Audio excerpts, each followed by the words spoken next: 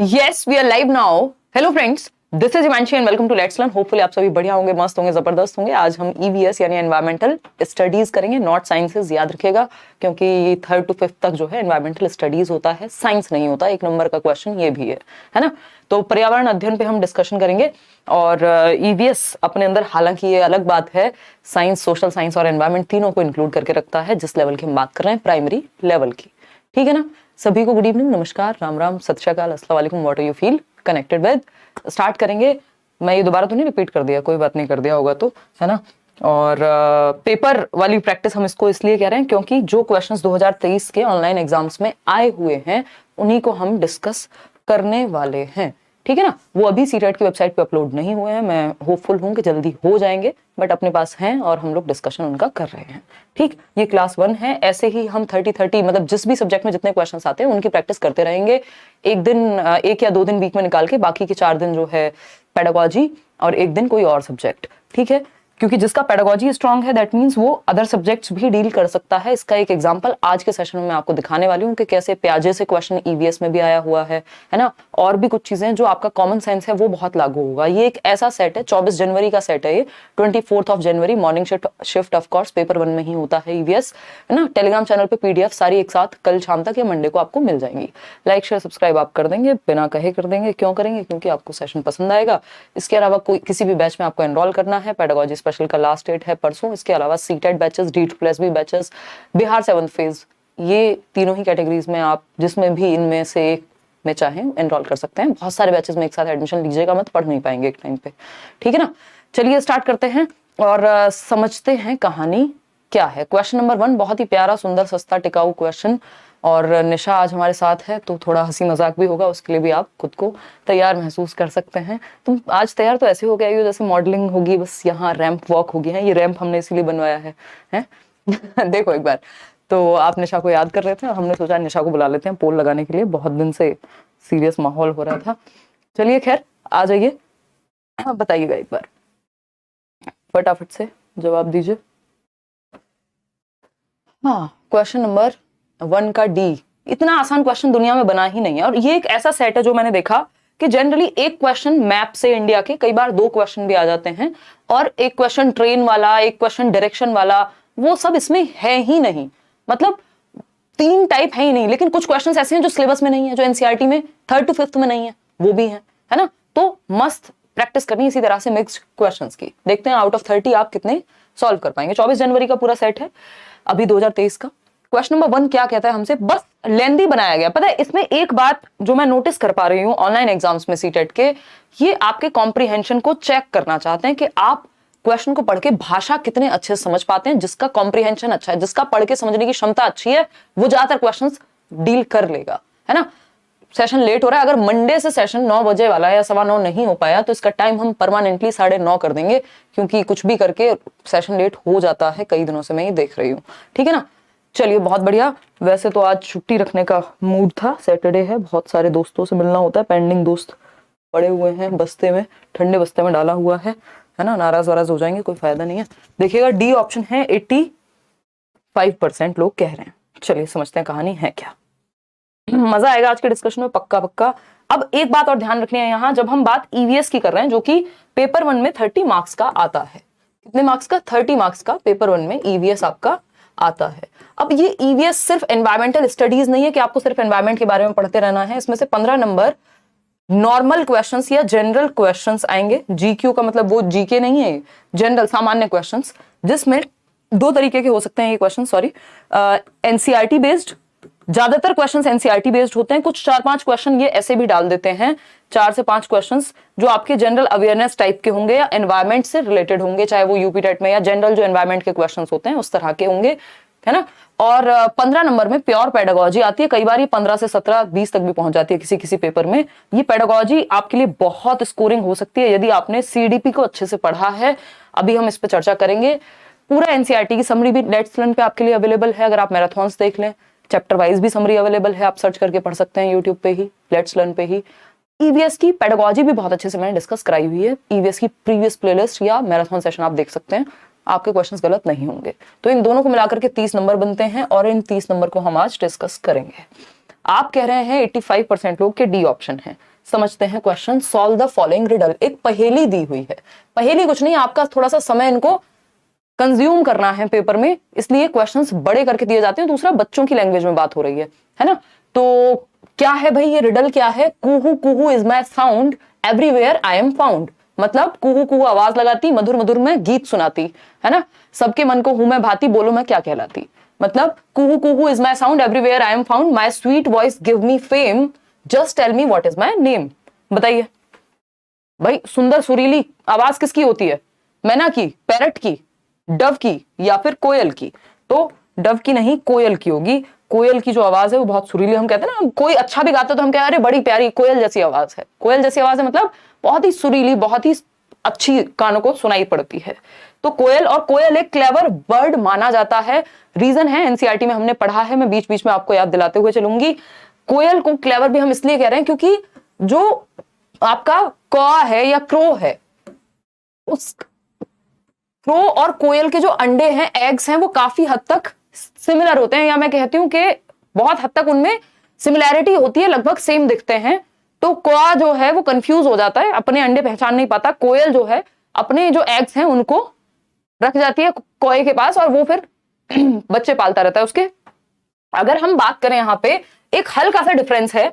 वो डिफरेंस क्या है कि कोयल के जो एग्स हैं वो स्लाइटली स्मॉलर होते हैं, यानी जो क्रो है उसके एग्स से, कौवे के एग से हल्के से छोटे पाए जाते हैं जो कोयल के एग्स हैं, अंडे हैं। ठीक, ये एक बेसिक सी जनरल इंफॉर्मेशन है जो हमें पता होनी चाहिए। क्वेश्चन नंबर 2 है और अब आप जवाब देंगे। अब देखिए ये जनरल क्वेश्चंस हैं, इस बार आपको नहीं पता क्वेश्चन कहां से आ जाए। हो सकता है पूरे 15 के 15 क्वेश्चन एनसीईआरटी से ही आ जाएं, हो सकता है 5-7 क्वेश्चन इस तरह के आ जाएं जो एनसीईआरटी में डायरेक्टली हमें देखने को नहीं मिलते। उसके लिए आप 6th 7th 8th की साइंस पढ़ लीजिए, आप ज्योग्राफी पढ़ लीजिए, हद से हद इतना ही काफी है। ठीक, देखिए एक बार अगर हम बात करते हैं, 49% लोग डी ऑप्शन कह रहे हैं। क्वेश्चन ने क्या पूछा है? With the increase in poaching of dears in the following food chain. Food chain सुना है सबने? नहीं सुना है तो सुन लीजिए, इसके बारे में पढ़ लीजिए। एनसीईआरटी गूगल पे डालिए फूड चेन, आगे लिखिए एनसीईआरटी, अपने आप टॉपिक निकल के आ जाएगा, है ना। इतना काम कर लेना है, जरूरी नहीं है कि आप एनसीईआरटी की किताबें ही खरीद के पढ़ेंगे, क्योंकि जरूरी तो है नहीं कि साइंस के सारे क्वेश्चन आ जाएंगे 6th 7th 8th के। तो जो बेसिक टॉपिक्स आए हुए हैं आपको मिल रहे हैं, उनको आप एटलीस्ट अच्छे से पढ़ लीजिए। जैसे फ्लावर्स के बारे में पढ़ना है, फूड चेन के बारे में पढ़ना है। पहले ये क्वेश्चन नहीं आता था, फूड चेन का क्वेश्चन पहले नहीं पूछा जाता था। जब से ऑनलाइन एग्जाम हुआ, इस तरह के एक्स्ट्रा क्वेश्चन भी आने लग गए। निम्नलिखित खाद्य श्रृंखला में हिरणों के अनाधिकृत शिकार बढ़ने के साथ, यानी अगर जो डियर है, ये फूड चेन का एक एग्जांपल दिया हुआ है इन्होंने, ग्रास यानी घास, घास खाएगा डियर, डियर को खा जाएगा टाइगर यानी बाघ। अब अगर डियर को मिसिंग, इसको 2 तरीके से पूछा जा सकता है कि डियर मिसिंग हो जाए यदि, यानी हिरण को अगर हम गायब करते हैं बीच में से, तो किसकी संख्या पर प्रभाव पड़ेगा? घास घटेगी या बाघ घट जाएंगे? यानी टाइगर्स, नंबर ऑफ टाइगर्स कम हो जाएंगे या ग्रास की क्वांटिटी कम हो जाएगी? बताइए भाई, शेर तो घास नहीं खाता ना, हम कहते हैं बाघ हो शेर हो वॉटएवर, ठीक, दोनों ही नहीं खाएंगे। What will happen to the food chain after a few years, यानी कुछ साल तक यदि हम बहुत ज्यादा शिकार, डियर का शिकार यदि होता रहेगा, तो किसकी पॉपुलेशन में इवेंचुअली डिक्लाइन होगा, यानी कम हो जाएगी? पहला है grass will start to decrease, के ग्रास डिक्रीज हो जाएगी, बल्कि ग्रास को तो खाने के लिए डियर नहीं बचा, एक प्रजाति कम हो गई तो ग्रास की क्यों क्वांटिटी कम होगी? नहीं होना चाहिए ऐसा। Tigers will increase their population, यानी बाघों की संख्या बढ़ जाएगी। बाघ खाएंगे क्या? जब डियर गायब है तो बाघों की संख्या कैसे बढ़ेगी? ठीक, यहां पे ये 3 ही लोगों की बात हो रही है, ये मत कह देना कुछ और खा लेंगे जाकर के। Population of tigers will decrease, यानी जो बाघों की संख्या है वो घट जाएगी। बात तो सही है। Tigers will change their feeding habit, ये सब नहीं करना, आपको इंपैक्ट बताना होता है। ऐसे अपनी मर्जी से ये नहीं कहना होता कि फूड हैबिट्स चेंज कर देंगे, आपको इस चीज का इंपैक्ट बताना है कि डियर के गायब होने से इंपैक्ट क्या पड़ेगा फूड चेन पे।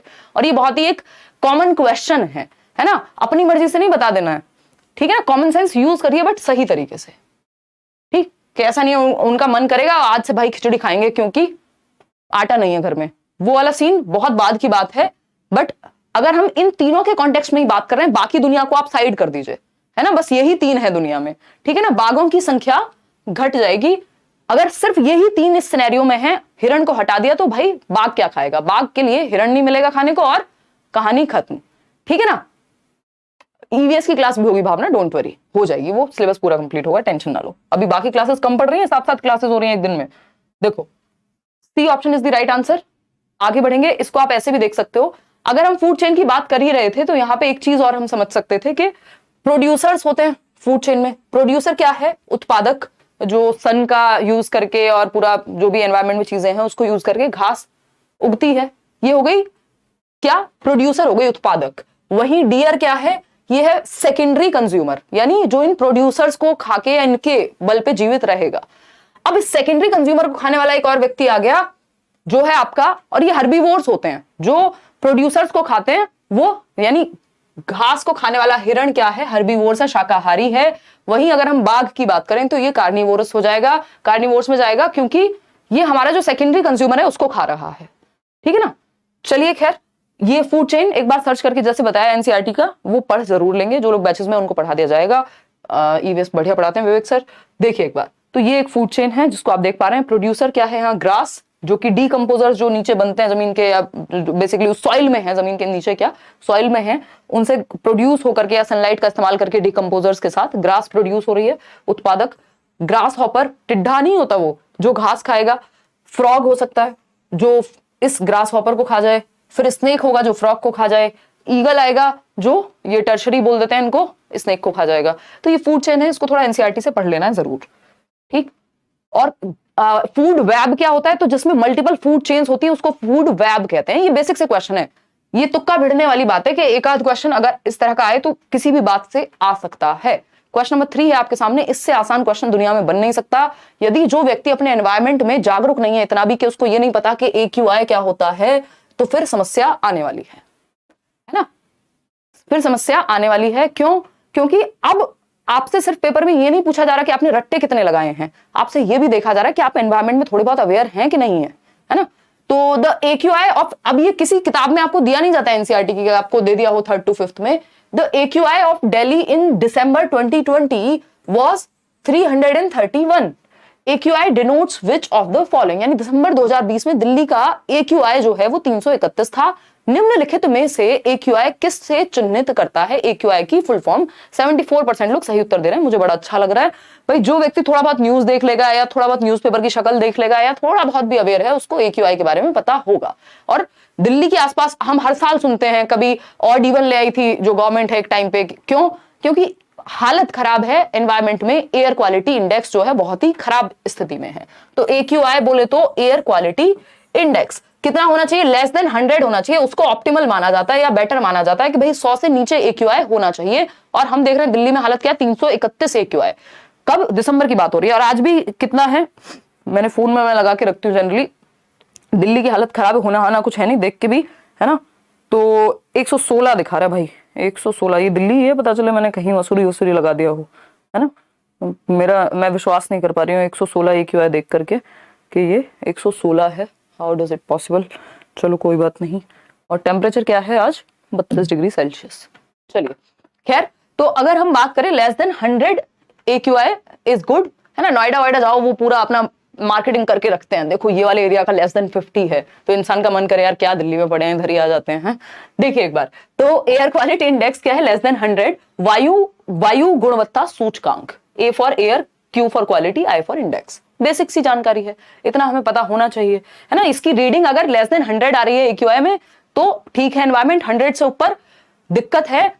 और अगर हम बात कर रहे हैं जो सेंसिटिव लोग हैं उनके लिए पहले दिक्कत बनेगी, बाकी सभी के लिए भी दिक्कत ही है। कहा जाता है जो इंसान दिल्ली में रह रहा है और एक नॉन स्मोकर है भैया, 10-20 सिगरेट तो वो भी दिन की फूंक ही लेता है बिना स्मोक किए। क्यों? क्योंकि एयर क्वालिटी इंडेक्स ही इतना खराब है। क्वेश्चन नंबर 4 देखिएगा, आते हैं, दिल पे ले गई मैं क्योंकि दिल्ली में रह के ये सब आता ही है दिमाग में। देखिए क्वेश्चन नंबर 4 देखिए, which of the following belongs to mammal family, यानी कि स्तनधारी परिवार का कौन सा एक व्यक्ति, तो नहीं कहेंगे, मैमल ही कहेंगे, इन 4 ऑप्शंस में से है? बताइए। 4 ऑप्शंस हैं आपके सामने, फटाफट से बताएंगे। मैम मेरे यहाँ 40 डिग्री सेल्सियस है। ओ भाई कहाँ रहते हैं आप? राजस्थान या उधर साउथ इंडिया में? यहाँ भी हो ही जाता है दिन में, अभी तो रात के 9:45 बजे है ना, तो ये तो बहुत ही सुहावना मौसम होता है। अदरवाइज हायर तो यहाँ भी हाईएस्ट जो रहा होगा दिन में वो 40 डिग्री सेल्सियस, रात को लोएस्ट हो जाएगा 25, अभी 32 है। ठीक है ना? मुझे बड़ा मजा आता है ये सब देखने में। देखना एक बार, अगर हम बात करें which of the following belongs to mammal family, और मुझे इससे एक किस्सा भी याद आ रहा है बट अभी मैं ज्यादा सुनाऊंगी नहीं, चलो सुना देती हूँ। क्या तुमसे रिलेटेड तुम्हें सुनना है? अच्छा कुछ नहीं, जब दीदी कॉलेज जाती थी बीएससी में तो उनको थोड़ा शौक है फैशन का, तो वो प्रॉपर हर दिन टेम्परेचर देख के निकलती थी, आज क्या टेम्परेचर, किस तरह कपड़े पहने जा सकते हैं, सर्दी हो गर्मी हो, अभी भी यही करती हैं खैर, बट तब का मुझे याद है, हम लोग एक ही रूम में रहते थे उस समय। तो शी इज स्मार्ट, यस। देखो एक बार तो देखते हैं फटाफट से क्या पूछा है। Which of the following belongs to mammal family, और मैमल फैमिली यानी स्तनधारी परिवार में से कौन सा एक आएगा? मैमल्स जनरली कहा जाता है कि अपने यंग वंस को जन्म देते हैं, और ये इनकी जो फीमेल्स हैं वो मिल्क से फीड कर सकते हैं अपने बच्चों को, मिल्क प्रोड्यूस करके।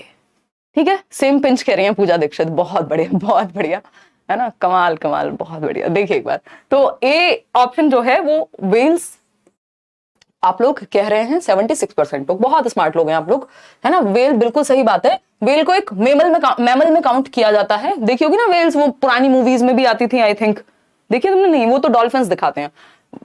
तो वेल क्या है आपकी? ब्लू वेल गेम भी आया था एक, याद होगा, बच के रहना ऐसी चीजों से। तो ये मैमल है, क्यों? क्योंकि एक तो यंग वंस को जन्म देंगे, दूसरा क्या है, they can feed there young ones with their own milk. ठीक है ना बात। फ्रॉग्स आप देखते हैं एग ले करेंगे, पिजन, लिजार्ड, ये सब आपके या तो रेप्टाइल हैं या फिर ये आपके उभयलिंगी बोलते हैं ना फ्रॉग को, हम उभयचर बोलते हैं। उभयलिंगी तो एंड्रोगाइनस पर्सनालिटी, सीडीपी मिक्स कर दिया मैंने यहाँ पे, ठीक है ना। तो ये एक बेसिक सी बात हो गई। आगे बढ़े, ओमनीवोर्स बोलते हैं बेसिकली, और लिजार्ड आपका रेप्टाइल में आ गया, वो बर्ड है ही। चलिए खैर, A option was the right answer. आगे बढ़ते हैं और समझते हैं कहानी क्या है। कोई कह रहा है, रोशनी कह रहे हैं आज आप बहुत स्मार्ट लग रही हैं। अच्छा धन्यवाद, वैसे तो मैंने क्या ही बताऊं। देखिए एक बार क्वेश्चन नंबर 5, आज लेट्स लर्न की टी शर्ट पहनी, नई बन के आई, एकदम ताजा ताजा, पीछे देखो लोगो एकदम चेंज हो गया है। और निशा को मैं निशा थोड़ा सा दुखी है, इनके साइज की टी शर्ट नहीं भिजवाई है, हेमंत जी ने, भिजवाएंगे कोई बात नहीं। The practice of langar connotes dash, langar की प्रथा संकेत करती है। भाई ये जो लंगर की प्रथा आपको पता है गुरुद्वारे में होती है ना, और ये एनसीईआरटी में गिवन है, इस पे चर्चा है, एक चैप्टर में थोड़ी सी बातचीत है। तो ये डिपेंड करेगा कि आपने कितने ध्यान से एनसीईआरटी को पढ़ा है। दूसरी बात एक और है, ये आपकी जनरल अवेयरनेस भी है कि आप अपने एनवायरमेंट में कितने अवेयर हैं, कितने जागरूक हैं। ठीक, तो लंगर कोनोट्स मिड डे मील स्कूल में, जिसको पीएम पोषण योजना बना दिया ना अभी, ठीक, पीएमएस, पीएम पोषण योजना, व्हाटएवर, खैर पीएमएस है या क्या है, पीपीएस होना चाहिए इस हिसाब से, बट पीएमएस ही I think. Free community kitchen या कॉन्ग्रेगेटेड ऑफरिंग या सेक्रेड फूड, बताइएगा एक बार फटाफट से बताओ। B option, free community kitchen. भाई लंगर क्या है? फ्री होता है, हम सबको पता है, मुफ्त समुदाय रसोई है, कि हम कम्युनिटी को बिठा करके खिला रहे हैं, है ना। आप कभी भी जाएं और लंगर में फ्री खाना खा सकते हैं। क्या हुआ? फ्री कम्युनिटी किचन प्रैक्टिस है। आगे बढ़ेंगे नेक्स्ट क्वेश्चन पर। नेक्स्ट क्वेश्चन क्या है? क्वेश्चन नंबर है 6।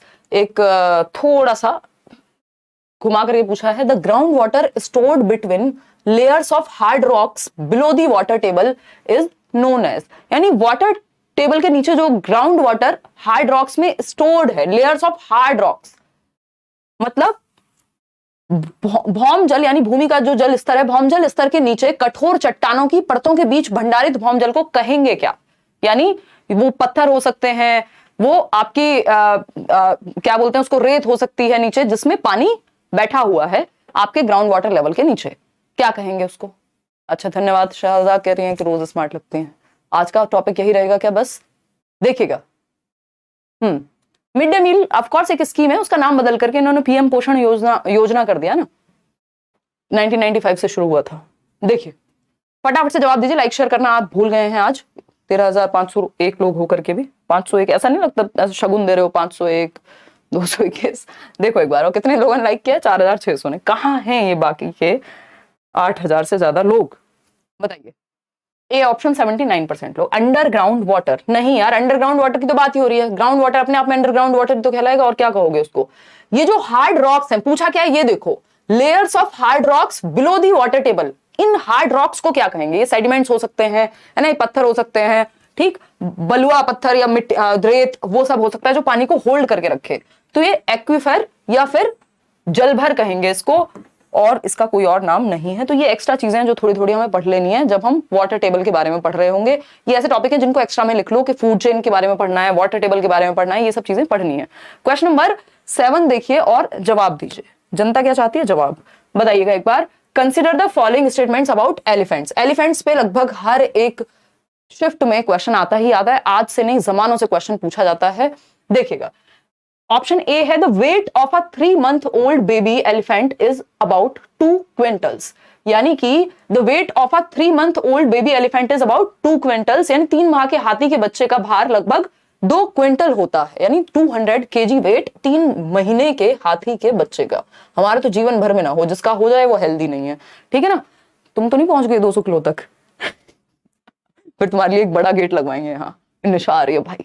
देखो एक बार option B, elephants do not rest very much, they sleep only for 2 to 4 hours, यानी 2 से 4 घंटे ही रेस्ट करते हैं। इतने बड़े शरीर के साथ आपकी तरह नहीं है 10 घंटे सो गए तो उठे ही नहीं, है ना, अगले दिन ही उठाएंगी मम्मी। हाँ बात सही है, ये दोनों ही बातें हमें सही, सुंदर, सस्ती, टिकाऊ लग रही हैं। सी ऑप्शन है, an adult elephant can eat more than 2 quintals of leaves and twigs in 24 hours। अब इसमें बहुत लोग कंफ्यूज रहते हैं। देखो 2 क्विंटल्स नहीं होता, ये होता है 100 kg of leaves and twigs, यानी जो झाड़ियां और पत्तियां हैं वो लगभग 100 किलोग्राम तक की ही हाथी खाता है, 200 किलोग्राम नहीं खाता। 3 महीने के हाथी के बच्चे का वेट 200 किलोग्राम हो सकता है, बट वो जो पत्तियां खाता है वो 100 से 100 किलोग्राम के आसपास ही खाता है एक दिन में, है ना। वो कहा जाता है ना, हाथी को लेना आसान है, पालना मुश्किल है, ठीक है ना। ये कार्स पे भी अलाउ, मतलब एलिजिबल है ये बात कि भैया जो महंगी गाड़ियां हैं उनका मेंटेनेंस तगड़ा लगता है। अभी आई है गाड़ी सर्विस होके तो मुझे याद आ गया, है ना। देखो एक बार 65,000 बिल बना दिया उन्होंने। देखो, an elephant herd comprises members of 2-3 families and the oldest male is the leader of the herd. यानी एक जो एलिफेंट हर्ड है, जो हाथियों का झुंड है, उसमें 2 या 3 फैमिलीज होती हैं बस, और ओल्डेस्ट मेल एलिफेंट को लीडर कहा जाता है। ये दोनों ही बातें क्या है? गड़बड़ है, ठीक नहीं चलेंगी। तो सिर्फ ए और बी सही है। ए और बी कहां है ऑप्शन में? ढूंढो ए ऑप्शन। ए ऑप्शन कितने लोगों ने सही दिया है? 45% लोग अब जाकर के सही दे पा रहे हैं। यानी 4 ऑप्शन आपको दे दो तो आप कंफ्यूज आते हो, है ना, कंफ्यूज जाते हो, वॉट एवर। ठीक, क्लियर है? हाँ, सुबह शाम खाएगा तो 200 किलो हो जाएगा। अरे नहीं यार, एक दिन की बात हो रही है तरुण, ऐसे अपने आप तुक्के नहीं लगा लेने के सुबह के नाश्ते में 100 किलोग्राम, फिर 1 क्विंटल दोपहर, फिर 1 क्विंटल शाम को, तो 300 किलोग्राम हाथी का खाना हो गया। फिर आपको नहीं मिल पाएगा खाना इतना अगर हाथी ही खा जाए तो। फास्ट कराओ, दोस्तों के साथ गपशप करना है। पढ़ाई के लिए टाइम नहीं है इनके पास, गपशप के लिए टाइम है। इसके बाद करिएगा गपशप, आप मेरे से करिए, मैं कर रही हूँ ना गपशप। देखो ए एंड बी दोनों सही हैं। अब यहाँ पे ध्यान रखना है कि एक तो हाथी जो है वो 100 किलोग्राम तक खाता है, 100 kg या 1 क्विंटल जिसको हम कहेंगे। वहीं 2 से 3 फैमिली नहीं होती। आपके जो हाथी हैं वो 10-12 हाथी होते हैं, और उसमें फीमेल एलिफेंट्स होती हैं ज्यादातर, और यंग वंस उनके बच्चे होते हैं, है ना। और 14-15 साल के होते ही जो मेल एलिफेंट होंगे वो झुंड छोड़ के चले जाते हैं। तो ये भी हमें ध्यान रखना है। फीमेल एलिफेंट जो सबसे ओल्डेस्ट या जो सबसे बूढ़ी मादा हाथी है वो झुंड की क्या होगी? सरदार होगी, यानी क्या होगी? Oldest female elephant is the leader of the heard. Mail elephant नहीं, मेल एलिफेंट्स तो होते ही नहीं है हर्ड में, या तो बच्चे होते हैं या मादा हाथी होती हैं, फीमेल एलिफेंट्स होती हैं। तो ये बातें ध्यान रखनी है क्योंकि यही बातें तो काम आएंगी। देखिए क्वेश्चन नंबर 8 क्या है ये, फटाफट से बताइएगा। तो हाथी के बारे में एक दो चीजें और हैं, जैसे कि हमें पता है कि वो मड से खेलना पसंद करते हैं, कीचड़ से, मिट्टी से, पानी से, मड एंड वाटर। और ये जो मड है उनकी जो स्किन है उसको कूल रखने में हेल्प करता है गर्मी में, ठीक है ना। तो ये एक बेसिक सी बात है। इनके जो कान होते हैं वो पंखों की तरह काम करते हैं, जो ईयर्स हैं फ्लैप की तरह काम करते हैं, बड़े बड़े कान होते हैं हाथी के, ठीक। और हाथी क्या है? लार्जेस्ट या बिगेस्ट एग्जिस्टिंग मैमल है, यानी सबसे बड़ा मैमल जो है हाथी अर्थ पे एग्जिस्ट करता है वो हाथी ही है सबसे बड़ा, ठीक।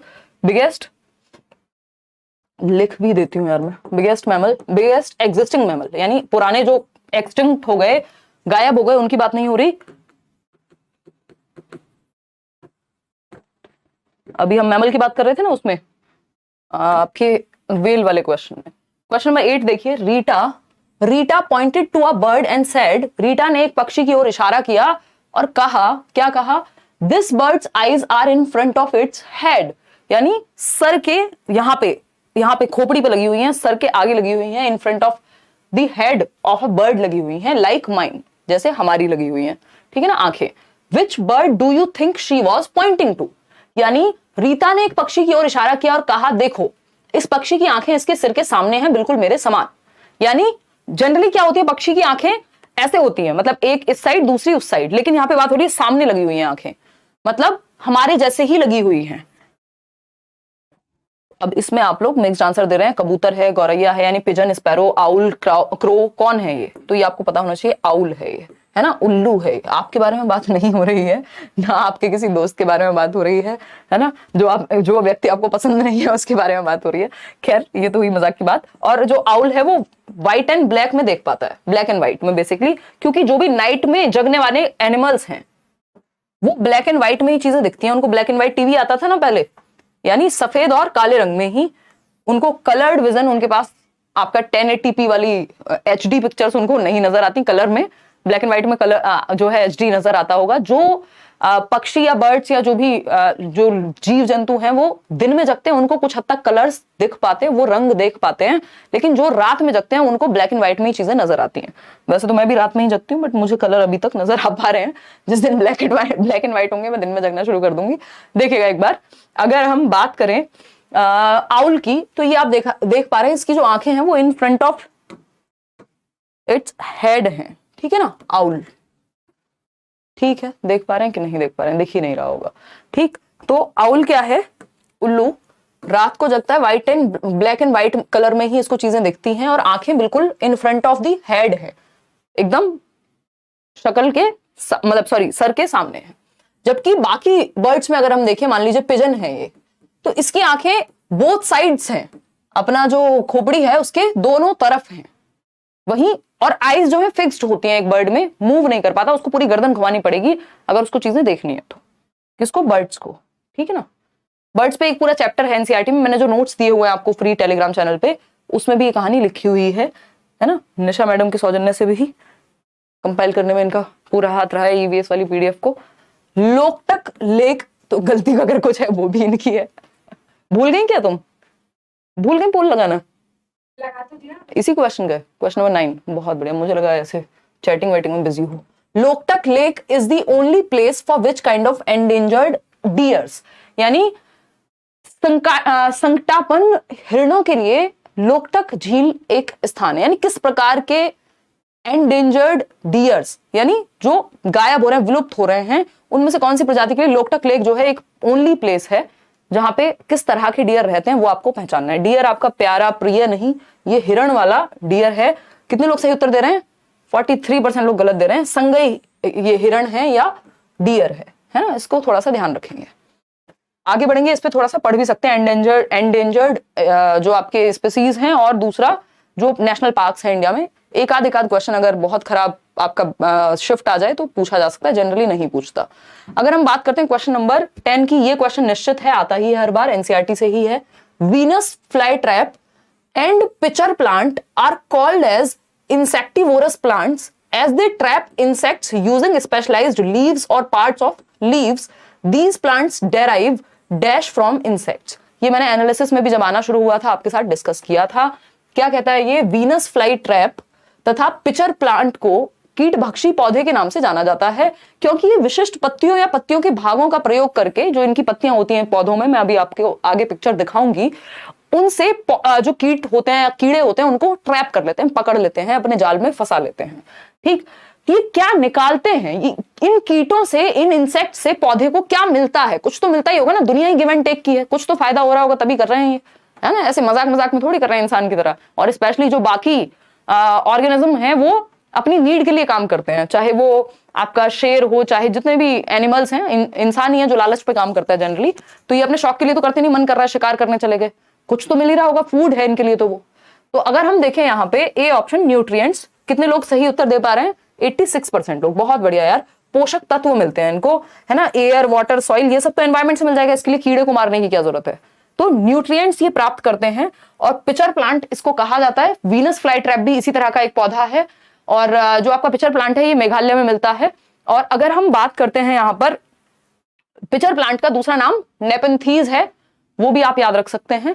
ठीक, और पिचर जैसी शेप है इसकी, घड़े जैसी, इसलिए इसको पिचर कह रहे हैं कि इसके ऊपर एक लीव है ना। क्या है इसके ऊपर? एक लीव है, एक पत्ती है, और यहाँ पे ये अपनी स्मेल से, किससे अट्रैक्ट होकर के आते हैं? इससे, इसके पास जो कीट पतंगे हैं, स्मेल से। आवाज ही नहीं निकालता है, कई बार पेपर में आ जाता है कि इसकी साउंड से अट्रैक्ट होके आते हैं। साउंड से अट्रैक्ट होके नहीं आते, इसकी स्मेल से। ये एक तरह की स्मेल एमिट करता है, जिसकी वजह से जो कीट पतंगे हैं वो आ जाते हैं, है ना। बीन वाला सिस्टम पता है ना आपको? सांप, आपका कालबेलियाज जो है यानी सपेरे, वो बीन की किससे? वाइब्रेशन से आते हैं। आवाज सुन के नहीं कि अमरीश पुरी बहुत अच्छी बीन बजा रहे हैं तो हम चले जाते हैं, उनको वाइब्रेशंस फील होती है। और इनको, ये इंसेक्ट्स को बुलाने के लिए स्मेल का प्रयोग करते हैं, अपनी एक अलग तरह की स्मेल छोड़ते हैं। कौन? नेपंथीज प्लांट या फिर पिचर प्लांट आप इसको कह सकते हैं। मेघालय में पाया जाता है, इंडिया की अगर हम बात कर रहे हैं। और इसी तरह का दूसरा एक प्लांट है जिसको हम वीनस फ्लाई ट्रैप कहते हैं, कि जो भी आपकी फ्लाइज हैं, मक्खी मच्छर कीड़े हैं, उनको ये ट्रैप कर लेता है इस तरह से, जैसे इसके अंदर आके बैठे और ये बंद हो जाएगा, ऐसे ही ये ढक्कन भी बंद हो जाएगा और जो कीड़ा है, इंसेक्ट, बाहर नहीं निकल पाएगा, ट्रैप होके टाटा बाय बाय फिनिश हो जाएगा। ठीक है ना। तो इन दोनों का ही नाम याद रखना है। पिचर प्लांट भी, जो कि लेफ्ट में आपको दिख रहा है, और वीनस फ्लाई ट्रैप, दोनों ही पौधे इसी तरह के हैं। पिचर प्लांट का दूसरा नाम क्या है? नेपंथीज। बहुत बढ़िया मैडम, आप तो बहुत ध्यान दे रही हैं, चैटिंग पे भी, क्लास पे भी। ये इतनी मल्टीटास्कर आप कैसे हो पाई हैं? हंसी तो देखो, देखो एक बार फटाफट से जवाब दो। पूछा है वर्ल्ड वाटर डे कब सेलिब्रेट किया जाता है? अब वर्ल्ड वाटर डे पूछा है आपसे, योगा डे पूछ सकता था। ये बेसिक डेज है जो आपको पता होने चाहिए एनवायरमेंट के अराउंड। बताइए फटाफट से।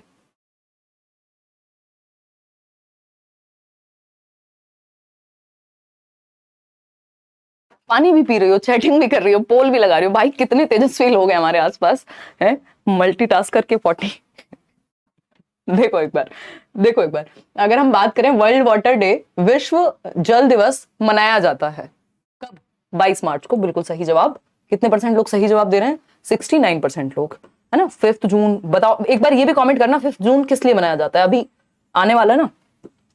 बाकी सबको हटा देते हैं। आंसर क्या है? 22 March. A option is the right answer. आगे बढ़ेंगे नेक्स्ट क्वेश्चन पे।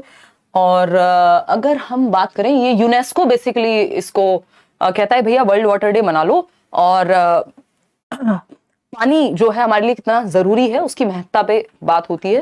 फ्रेश वाटर कितना महत्वपूर्ण है एंड ऑल। यूनेस्को क्या है, या यूनेस्को की फुल फॉर्म क्या है, ये आप बताएंगे। United Nations. और इसका हेडक्वार्टर किधर है ये मैं बता देती हूँ, लेकिन आप बताएंगे कि यूनिसेफ का हेडक्वार्टर किधर है। ये जेनेवा पेरिस में है ना। जो यूनेस्को का हेडक्वार्टर है, if I am not wrong, तो जेनेवा, वो दोनों मिक्स कर दिए मैंने, देख रहे हो। जवाब दे दिया खुद ही मैंने आपसे, जो क्वेश्चन आपसे पूछना था मुझे। ये पेरिस फ्रांस में है। और यूनिसेफ आप बता देंगे, वैसे तो मैं बता चुकी हूँ, बट आप बता दीजिएगा। तो United Nations Educational Scientific Cultural Organization UNESCO कहलाती है। यूनेस्को हुआ, यूनिसेफ हुआ, ये क्या करते हैं, इनके हेडक्वार्टर्स कहाँ है पता कर लीजिए। जनरली पहले ये नहीं पूछे जाते थे, बट और ये आपको आगे भी तो पढ़ने ही है। कल को आप केवीएस देंगे, कुछ और देंगे, यूपी में भी पूछ लेता है, यूपी टेट में भी, और अब इधर भी पूछा जा सकता है, तो ये आपको पता होना चाहिए। पेरिस फ्रांस सही जवाब आप दे रहे हैं, ठीक है ना। यूनिसेफ जेनेवा में है एग्जैक्टली, ठीक है। निशा मैम के दर्शन करा दीजिए। अरे कराया हुआ है रजत, बहुत पहले दर्शन हो चुके हैं। जितनी तुम सज के आई हो कराने के दर्शन। देखो एक बार क्वेश्चन नंबर 12, क्वेश्चन नंबर 12 देखिएगा एक बार। क्वेश्चन नंबर 12 क्या कहता है भाई? अगर हम बात करें RTE act 2009, RTE act 2009, RTE act 2009 ensures, क्या सुनिश्चित करता है आरटीई एक्ट? ये तो आपको पता ही होगा। अब आपके पेडागोजी वाले क्वेश्चंस कुछ हद तक शुरू हो जाएंगे, 1-2 क्वेश्चंस के बाद। फटाफट से जवाब देंगे। राइट टू एजुकेशन, यानी राइट टू एजुकेशन एक्ट बात करता है अनिवार्य एवं निःशुल्क शिक्षा की, कि जो शिक्षा का अधिकार है बच्चे का, शिक्षा का अधिकार अधिनियम बोलते हैं उसको, 1 अप्रैल 2010 से लागू हुआ था। 6 से 14 वर्ष के बच्चों के लिए कंपलसरी होनी चाहिए एजुकेशन, अनिवार्य होनी चाहिए और मुफ्त भी होनी चाहिए। बच्चे को कोई पैसा नहीं देना, कोई टीसी नहीं चाहिए, कोई टेस्ट नहीं लेंगे आप उसका, और आप एडमिशन से मना नहीं कर सकते। तो 6 से 14 वर्ष का मतलब क्या है? कक्षा 1 से 8 तक, ठीक है ना, कक्षा 1 से 8 तक। और ये 6 से 18 वर्ष हो जाता है, जो आरपीडब्ल्यूडी एक्ट है उसी के तहत। अगर दिव्यांग बच्चा है या डिसेबल्ड बच्चा है तो उस केस में, डिफरेंटली एबल्ड बच्चा है तो उस केस में 6 से 18 वर्ष हो जाएगी उम्र फ्री एंड कंपलसरी एजुकेशन की। और ये 6 साल तक, जन्म से नहीं, जन्म से 6 तक नहीं, अभी हम कर रहे हैं कोशिश के शुरू से ही शुरू कर दें इसको, हम 6 से ना सीधा शुरू करें। कंपलसरी एजुकेशन 14 साल तक के लिए, मतलब 6 से 14 साल, ना कि जन्म से 14 नहीं है, ये 6 से 18 नहीं। D option is the right answer. Question number 13 फटाफट से देखिए और जवाब दीजिए। बहुत ही प्यारा सा सवाल है ये, कहीं ना कहीं एनसीईआरटी में इसकी बात हुई है, बट इन्होंने फसल को चेंज कर दिया। Below are given steps of process of growing onion crop, यानी आप प्याज की फसल उगा रहे हैं, इसके लिए स्टेप्स कौन से लागू होंगे बताइएगा।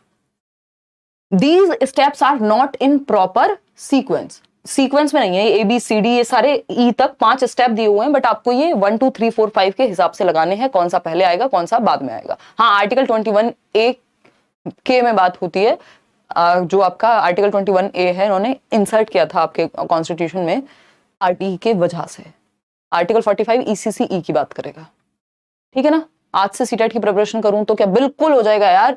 सीटेट महीने भर में भी करते हैं लोग, 2 महीने में भी। 2 महीना तो बहुत अच्छा समय है जिसमें आप बहुत अच्छे से मेहनत करें तो आपका बहुत अच्छा स्कोर आ सकता है, और इतना आपके पास अभी है समय। देखिएगा, बताइए।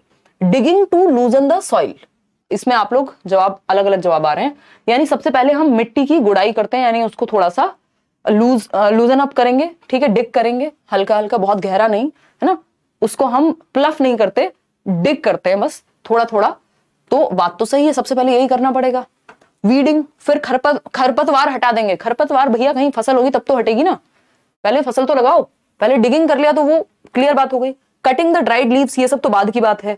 सोइंग ऑफ सीड्स, तो पहले हम digging to loosen the soil, हम मिट्टी की गुड़ाई करते हैं, फिर उसके बाद उसमें बीज बोते हैं सेकंड पे, ठीक। फिर उसके बाद क्या करेंगे भाई, फिर उसके बाद जो भी एक्स्ट्रा वहां पे क्या कहेंगे उसको पेड़ पौधे या एक्स्ट्रा चीजें उग जाएंगी, उसको वीडिंग, अनवांटेड जो चीजें होंगी उसको वीडिंग के थ्रू, यानी खरपतवार ही बोलते हैं उसको, हटा देंगे। थर्ड पॉइंट पे। फोर्थ पे क्या करेंगे, पहले अनियन को निकालेंगे, प्लग करेंगे, प्याज को उखाड़ कर बाहर निकालेंगे, बाद में जो उसकी ड्राइड लीव्स हैं उनको साइड कर देते हैं। तो इस तरह से सीक्वेंस बन गया आपका। क्या सीक्वेंस है ये, पहले हमने डिग किया, यानी फर्स्ट ए तो सभी में फर्स्ट है। बी कौन सा है, ई ऑप्शन। ई ऑप्शन देखो कहां कहां है, तो ये दोनों ऑप्शन हट जाएंगे एलिमिनेशन मेथड के थ्रू। ए या डी में से कोई एक होगा, सॉरी बी या डी में से कोई एक होगा। डी कह रहे हैं 38% लोग। फिर थर्ड स्टेप क्या है, वीडिंग। बी किधर है, अच्छा यहाँ, ये भी कॉमन है तीनों। अब इस वीडिंग के बाद क्या करें, प्लकिंग द अनियन आउट या फिर कटिंग द ड्राइड लीव्स। भैया बाद में करेंगे ना ड्राइड लीव्स को कट, क्योंकि पहले उखाड़ लेंगे उसको। तो यहाँ पे डी ऑप्शन जो है वो होना चाहिए। तो डी ऑप्शन तो यही है, वहां तो सी दे दिया उन्होंने, तो B option is the right answer, ना कि डी। तो इस तरह से हम उत्तर तक पहुंच पाते हैं। कई बार क्या होता है, इतना आपको चेक करने की जरूरत नहीं पड़ती, हो सकता है ए के बाद ई सिर्फ एक ही ऑप्शन में दिया होता तो आप समझ जाते कि सही उत्तर यही है, उसमें आपका टाइम सेव हो जाता। क्वेश्चन नंबर 14 देखिएगा, बर्ड्स के बारे में क्वेश्चन है। बर्ड्स के बारे में क्वेश्चन पूछा ही जाता है। Birds move their head very often, this is because, यानी जो पक्षी हैं वो अपने आपने देखा होगा गर्दन उनकी ऐसे ऐसे ही होती रहती है ना, फिर ऐसे ऐसे करते रहेंगे आगे पीछे। तो ये क्या है, वो ऐसा क्यों करते हैं बताइए, बताओ। वेरी गुड, बहुत बढ़िया, 180 डिग्री देख पाते हैं। ऐसे ऐसे खतरनाक गणितज्ञ बैठे हैं हमारे साथ। देखिएगा एक बार, और लाइक शेयर करते रहना है। जो लाइक शेयर करना भूल जाएगा 1 नंबर कट जाएगा पेपर में, मजाक कर रही हूँ। देखो एक बार, muscle twitching is common in neck, यानी जो मसल ट्विचिंग है, गर्दन में मांसपेशियों का फड़कना आम होता है, मतलब नेचुरली ही मांसपेशियां जो है वो ट्विच करती रहती हैं, फड़कती रहती हैं। Eyes are fixed and can not move, ये मैंने आपको बताया था शुरुआत में ही। It is an involuntary action, की अनैच्छिक क्रिया अपने आप होती रहती है, जैसे दिल का धड़कना, है ना। टू गिटार का बजना लोग इंसान को देख के, टू अट्रैक्ट मेट, नहीं ऐसा नहीं है। और तुम्हें बहुत समझ में आते हैं ऐसे घटिया जोक्स, पीजे कहते हैं ना, पुअर जोक की कैटेगरी में नहीं डालेंगे। Muscle twitching is common in neck, ये भी नहीं है, इनवॉलेंट्री एक्शन भी नहीं कहेंगे, इसको कहेंगे because eyes are fixed and can not move, आंखें इनकी स्थिर होती हैं, तो इनको पूरा गर्दन को घुमाना पड़ता है, आगे पीछे करके देखना पड़ता है कि अगर ये दूसरी साइड देखना चाह रहे हैं तो ये करना पड़ता है। कोई कह रहा है एक्टिंग भी अच्छी करते हैं आप, भैया अरे वो बहुत महान व्यक्ति लिटरेचर में भी हम पढ़ते थे, बताना जरा, जिनको कुछ और ही बोलते हैं। हाँ, मतलब इंडियन लोग बहुत खराब प्रोनाउंसिएशन करते हैं। शेक्सपियर, हाँ, तो विलियम शेक्सपियर, तो उन्होंने जो है कहा है कि भैया टीचिंग जो है एक थिएटर है, 90%, 10% पढ़ाना है। तो इतना तो हमें नहीं आता है, बट काम चला लेते हैं हम, ठीक। चलिएगा, खैर देखते हैं कहानी है क्या। अगर हम बात करें, eyes are fixed and can not move, आंखें स्थिर होती हैं, मूव नहीं कर सकती, इसलिए गर्दन को घुमाना पड़ता है ज्यादातर बर्ड्स को। इतनी बात क्लियर है? कोई दिक्कत परेशानी दर्द समस्या? दूसरी साइड का देखना है तो उनको गर्दन घुमा करके ही देखना पड़ेगा। एक बहुत ही कॉमन सेंस वाला क्वेश्चन आपके सामने आ चुका है। देखो लर्निंग जो है वो जॉयफुल होनी चाहिए, मजेदार होनी चाहिए, चाहे इस चक्कर में व्यक्ति जो यहाँ खड़ा है उसको ड्रामे करने पड़े, उसको एक्टिंग करनी पड़े, उसको कुछ भी करना पड़े, ठीक है ना। आपकी सिर्फ 9 बजे वाली क्लास लेके सीटेट क्लियर किया है, both paper. Big salute to mnemonic queen. अरे धन्यवाद रजत। हाँ, निमोनिक्स मैं बहुत सारे देती हूँ जिसकी सहायता से आप अपने ब्रेन में चीजों को सस्टेन करके रख सकते हैं। मेरी लगभग हर थियरी के मैंने निमोनिक्स आपको दिए हुए हैं, बनाए हुए हैं। बाकी लोग भी अभी उसको कॉमन मतलब यूज करते हैं, कॉपी करते हैं, बट ठीक है। आप लोगों को मदद मिलती है, वही है मेन मुद्दा, है ना। जैसे SPCF हो गया, पियाजे का, वाइगोस्की का, एरिक्सन की थ्योरियां 8 स्टेजेस हैं, उसके भी मैंने बनाए हुए हैं। तो highest rainfall in India is recorded in, यानी सबसे ज्यादा बारिश भारत में कहां पर होती है। तो भारत में उच्चतम वर्षा कहां रिकॉर्ड की गई? तो ये बहुत ही कॉमन क्वेश्चन है कि हमें पता होना चाहिए। क्या होगा? चेरापूंजी होगा। इसमें बहुत कंफ्यूज रहते हैं क्योंकि या अगुम्बे होगा या महाबलेश्वर। तो ये दोनों ऑप्शन में हटा देती हूँ, ए या डी में से कोई एक होगा, या तो चेरापूंजी है या फिर मौसिन राव है। अब मौसिन राम है कि चेरापूंजी है, आप बताएंगे फटाफट से, बताइए फटाफट से। हाँ, इसका जो सही उत्तर है वो है आपका मौसिन राम या मौसिन राव, अंग्रेजी में जैसे आप बोलना चाहें।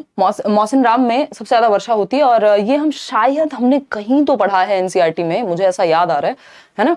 तो ये वैसे भी हमें पता होना चाहिए। कहाँ है बताइए, कहाँ है? मेघालय, ठीक है ना।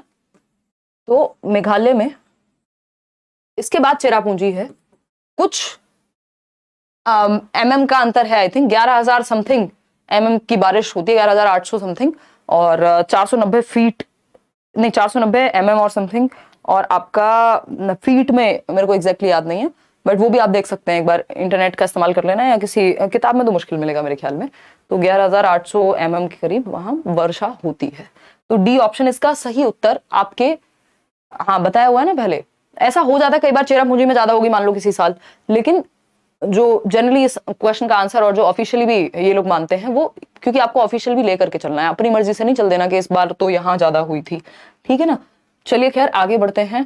ये मौसिन राव विलेज है कहाँ? मेघालय में। क्वेश्चन नंबर 16 बताया था ना मैंने, हाँ बताया है, चलो बहुत बढ़िया, बहुत अच्छा लगा। एक बड़ा सा क्वेश्चन है। अब यहाँ पे पेडागोजी के क्वेश्चन शुरू हो गए। जो 15 क्वेश्चन है प्योर, ये क्वेश्चन नंबर 16 है वो पेडागोजी के हैं, ठीक है ना। किसके हैं? शिक्षण शास्त्र के हैं, कि आप ईवीएस पढ़ाएंगे कैसे, ये पूछेगा आपसे। और ये आप बहुत अच्छे से सॉल्व कर सकते हैं यदि आपने सीडीपी अच्छे से पढ़ी हुई है। 15 नंबर आपके कोई नहीं रोक सकता इस पेपर में, ठीक है ना। ये ऐसे क्वेश्चंस कहां से करें? प्रीवियस ईयर से। प्रीवियस ईयर को आधार बना के ऐसे क्वेश्चंस जो जो एक्स्ट्रा टॉपिक लगे उनको करते जाओ। नहीं तो 6th 7th 8th की साइंस की एनसीईआरटी पढ़ लो, ज्यादा समय है तो। एक दो क्वेश्चन अगर एक्स्ट्रा आ भी गए, ये जरूरी नहीं है हर बैच में ही आए, कई बैचेस में सिर्फ एनसीईआरटी के क्वेश्चन आ रहे हैं, किसी में ऐसे 2 4 6 क्वेश्चन डाल दिए, है ना। किसी में मैप का तो क्वेश्चन आता है जनरली, लेकिन इस सेट में नहीं है। इन 30 क्वेश्चंस में ना मैप का क्वेश्चन, ना ट्रेन का क्वेश्चन, ना डायरेक्शन का क्वेश्चन, जबकि इन्हीं 3 टॉपिक से 4-5 क्वेश्चन बन जाते हैं। कल्याणी क्या कह रही है? कल्याणी की सुन लेते हैं। Kalyani shows experiment using globe and explains her class 5 students that part of the earth facing the sun has day and the part of the earth away from the sun has night। भाई कल्याणी एक teacher हैं। आपको सबसे पहले NCERT बहुत अच्छे से पढ़ लेनी है। जो प्लेलिस्ट बनाई हुई है ईवीएस की, मैराथन सेशंस किए हुए हैं, उतना देख लो, बहुत अच्छी तैयारी आपकी हो जाएगी। उसके अलावा जो पढ़ना है सिर्फ प्रीवियस ईयर को आधार बना के पढ़ना है, ठीक। 3rd to 5th की एनसीईआरटी ईवीएस की। Kalyani shows experiment using globe. तो कल्याणी एक टीचर है, वो ग्लोब पे बच्चों को दिखाती है कि जहां पे सन को फेस कर रहा है आपकी जो अर्थ है, जहां पे सूरज है वहां दिन होगा, जहां सूरज नहीं फेस हो पा रहा है या उस समय पे नहीं अवेलेबल तो वहां रात होगी, ठीक है दीपशिखा। तो अगर हम बात करें, आयशा पूछती है, जो कि एक बच्चा है, Ayesha was fascinated by this. She asked if we start walking and keep on moving in that direction, can we find night? यानी जिधर रात है, जहां पे सन नहीं है, अगर उस डायरेक्शन में मूव करना, उस दिशा में चलना शुरू कर दें तो क्या हमें रात मिल जाएगी?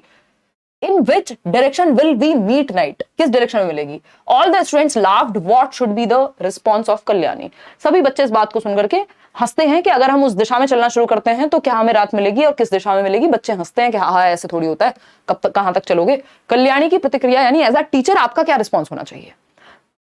तो अगर हम बात करते हैं, उसे कक्षा को हंसना बंद करने और अनुशासन बनाए रखने का निर्देश देना चाहिए। आपको हिटलर शाही नहीं करनी, आपको डिक्टेटर नहीं बनना, कंस्ट्रक्टिविज्म का पालन करना है, रचनावाद का, जिसमें टीचर फैसिलिटेटर है, बच्चे और टीचर दोनों एक्टिव होते हैं। ऐसा नहीं है आपने बता दिया बच्चे मुंह बंद करके बैठ जाएंगे, रिस्पॉन्स तो आएगा ही, प्रतिक्रिया तो आएगी ही। ठीक है ना, क्लियर है बात? हाँ देखो, एस के ऑफिशियल को एंटरटेनमेंट चाहिए, मूवी देख लो यार जाके, पढ़ाई क्यों कर रहे हो? देखिए, she should explain that, enough बातचीट, मजेदार बातें हम करते रहते हैं। अब क्या क्या चाहते हो, मतलब क्या अनारकली को बुलाएं यहाँ, क्या क्या चाहिए? देखिए एक बार, she should explain that this is not possible since that part of earth will be very far। मतलब इतना बढ़िया फ्लो बना हुआ है, मस्त क्वेश्चंस कर रहे हैं, 16 क्वेश्चन कर चुके हैं, किसी को तो मजे नहीं आ रहे हैं, बोर हो रहे हैं, तो अब क्या मतलब क्या करवाएं, यहाँ डांस परफॉर्मेंस लगवा दें? हैं, पढ़ाई पे फोकस नहीं करना है। इतने लोग यहाँ 15,000 लोग रात को 10:15 बजे जुड़े हुए हैं, बेचारे मेहनत कर रहे हैं, लाइक कर रहे हैं, कमेंट कर रहे हैं, पोल में आंसर कर रहे हैं, सीखने की कोशिश कर रहे हैं, इनको मजे नहीं आ रहे हैं। आपके मजे के लिए हम क्या करें यहाँ पे? देखिए एक बार, she should explain that this is not possible since that part of earth will be very far. यानी उसे यह समझना चाहिए कि ऐसा संभव नहीं है क्योंकि पृथ्वी का वह भाग बहुत दूर होगा, यानी उसको इम्पॉसिबल मान लेना चाहिए। या फिर सी ऑप्शन है, सी ऑप्शन क्या कहता है, she should encourage students to find out the answer to this question, यानी उसे विद्यार्थियों से इस प्रश्न का उत्तर खोजने को कहना चाहिए कि भैया खुद से तलाश करो इस सवाल की, जाओ आज घर पे जाके इंटरनेट पे सर्च करना, माँ बाप से पूछना, आसपास देखना, किसी किताब से पढ़ना, बच्चे को एक्टिव रखना है।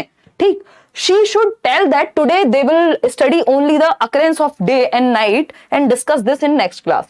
भैया इससे बढ़िया है कि आप बच्चे को एक्सप्लोर करने के लिए कहते हैं, अगर नेक्स्ट क्लास में पढ़ना है तब भी बच्चा यदि खुद से एक्टिविटी करेगा, लर्निंग बाय डूइंग करेगा, करके सीखेगा, तो क्या बुराई है ना? तो C option is the right answer over here.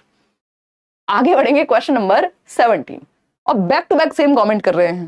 ठीक, तो कुछ लोगों को नहीं पढ़ना होता जनरली, अगर सीरियसली किसी को मजा ना आए तो बात अलग है, बट जिसको मजे ऐसे करने हैं तो क्या ही कर सकते हैं।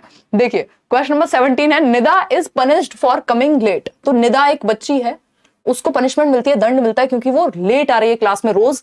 हर teacher asks why she came late while her brother comes on time. Teacher ने पूछा भाई तुम्हारा भाई जो है निदा, वो भी इसी कक्षा में पढ़ता है, ठीक है ना?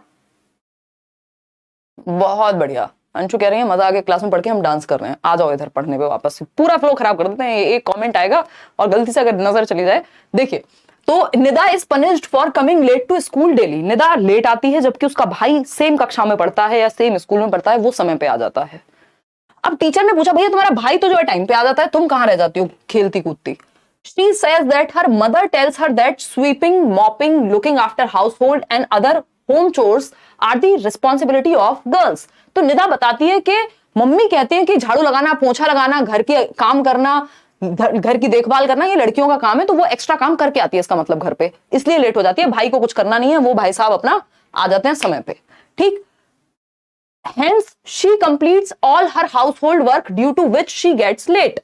इसलिए वो लेट हो जाती है क्योंकि घर का काम करके आती है, कंप्लीट करके आती है।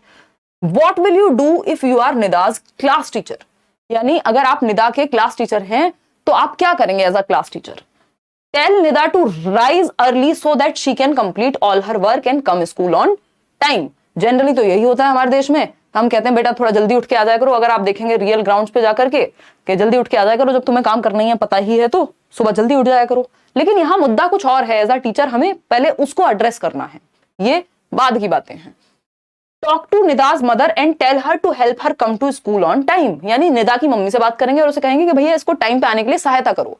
यहाँ पे जेंडर स्टीरियोटाइपिंग दिख रही है, हमें लिंग रूढ़ी बद्धता दिख रही है, तो पहले उस मुद्दे को उठाना या चर्चा में लाना जरूरी है, बाकी बातें जो हैं वो बाद की हैं। नहीं मानेंगी माता जी तब क्या करेंगे? सी ऑप्शन है, tell Nida that looking after household and home chores are the responsibility of all family members.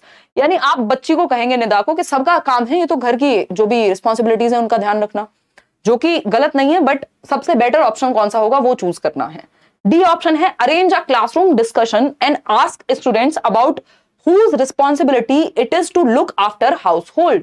यानी कक्षा में चर्चा का आयोजन करते हैं आप और विद्यार्थियों से पूछेंगे कि आपको क्या लगता है, क्योंकि ये सिर्फ निदा की प्रॉब्लम नहीं है, ये समाज की समस्या है और कहीं ना कहीं अलग अलग बच्चों को ये चीज फेस करनी पड़ रही होगी और इस चीज पे हमें उन्हें अवेयर कराना है, चर्चा करानी है क्लास में। डायरेक्ट आंसर्स नहीं दे देने होते, बच्चे को उत्तर तक पहुंचाना होता है। डिस्कशन से क्या होता है, बच्चे की थिंकिंग स्किल्स बेटर होती हैं, रीजनिंग स्किल्स बेटर होती हैं। डिबेट्स इसीलिए तो होती हैं, डिस्कशन इसीलिए होते हैं, और हम डिबेट्स और डिस्कशन को बहुत बुरा मानते हैं, है ना, जनरली। अरे उल्टा जवाब दे रहे हो, है ना, पापा से ऐसे बात कैसे कर दी, जबकि नॉर्मल बच्चा एक सिंपल सवाल पूछ रहा होगा, एक डिस्कशन करने की कोशिश कर रहा होगा, लेकिन पिताजी तो है हिटलर, या टीचर की भी स्थिति वैसी सी है हमारे समाज में। तो जबकि चर्चा होना एक नॉर्मल बात है कि आप चर्चा करेंगे तभी तो समझ बेटर होगी दोनों तरफ से। तो पहले हम चर्चा कराएंगे, बाद की बातें हैं बाकी जितनी भी हैं वो बेस्ट ऑप्शन नहीं है। पहले क्लासरूम में चर्चा होनी चाहिए, हो सकता है उसके भाई को भी समझ आ जाए, बाकी बच्चे भी घर में नए नए चीजें निकल करके आए, और फिर बाद में आप बात भी कर सकते हैं इफ नीडेड। तो सबसे पहले चर्चा जरूरी है, क्योंकि ये एक अपने आप में टॉपिक है, आपको पता है, जेंडर स्टीरियोटाइपिंग, जिस पे चर्चा होनी चाहिए। डिस्कशंस एक बहुत अच्छा तरीका है। आते हैं क्वेश्चन नंबर 18 पर। क्या कहता है question number 18? In an EVS classroom teaching ads should be. अभी इतने आसान सवाल हैं पेडागोजी के कि अगर आपने अच्छे से सीडीपी पढ़ी है, आप रिजॉल्व मतलब इनको ऐसे मिनटों में सॉल्व कर देंगे, है ना, मिनट्स में। ठीक है जी। ए ऑप्शन क्या कहता है समझिए। कोई कह रहा है मम्मी कहेंगी लड़कियों को पराया घर जाना है, पढ़ना और काम सीखना जरूरी है। ये तो ये निशा का पानी नहीं पी पा रही है वो इस चक्कर में, ये बात सुन के, है ना। मतलब ये इतना समाज ने कंडीशनिंग कर दी है ना कि बहुत ही नॉर्मल लगने लगती हैं चीजें एक टाइम के बाद। चलिए आइए, खैर आप अपना घर ले लीजिए, पराया घर नहीं जाना पड़ेगा। मजाक कर रही हूँ, आ जाओ इधर।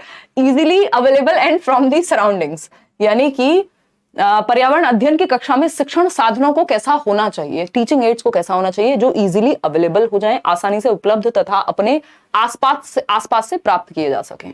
High definition 3D movies only. तो भैया इस देश में जो कि विकासशील देश है, या हर जगह दुनिया में हर कोने में तो 3D मॉडल तुरंत अवेलेबल हो, इतने रिसोर्सेज तुरंत अवेलेबल हो, महंगी टीचिंग एड्स अवेलेबल हो, जरूरी नहीं है। टीचिंग एड क्या होते हैं?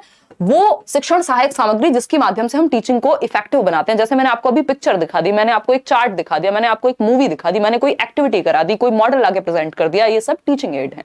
ठीक। Always based on using one of the senses of learners. याद रखिएगा, वन सेंसेस नहीं, जितना हो सके मैक्सिमम जो आपके 5 सेंसेस है ना, देखना, सुनना, टच, फील, इन सबको, जितने बच्चे की ज्ञानेंद्रियां जितनी ज्यादा इन्वॉल्व होंगी उतना अच्छा सीखेगा। अगर आप उसको सुना भी पा रहे हैं, दिखा भी पा रहे हैं, कोई एक्टिविटी भी करा पा रहे हैं तो सबसे बेहतर है। जितने ज्यादा सेंसेस इन्वॉल्व हैं उतना बेहतर लर्निंग होने वाली है। तो ये भी हट गया, ये भी हट गया। D option always experiment based. भैया हर चीज पे एक्सपेरिमेंट नहीं हो सकता, है ना, हर चीज पे फील्ड विजिट नहीं कराई जा सकती। बच्चे को मार्स थोड़ी लेके जाएंगे, अगर बात करनी है मंगल ग्रह के बारे में पढ़ा रहे हैं तो मार्स ले जाएं। हर चीज के बारे में ना फील्ड ट्रिप हो सकती है, ना हर चीज का एक्सपेरिमेंट, क्योंकि कुछ एक्सपेरिमेंट खतरनाक होते हैं और किस एज का बच्चा है उस हिसाब से एक्सपेरिमेंट कराए जाएंगे। ठीक है जी। रजत कह रहे हैं कि मैम मैं अपने घर पे डेली झाड़ू पोछा लगाता हूँ। कितने अच्छे व्यक्ति हैं रजत आप, है ना। हाँ, ऐसे भी कई लोग होंगे, सभी स्टीरियोटिपिकल नहीं है, जो चाय वाय बना देते होंगे, उनकी बहनें जो हैं वो कहती होंगी आज चाय तू बनाएगा बेटा, I mean, भाई तो बना देते होंगे बेचारे। क्या ठीक है देवी, इसी घर में रहना है।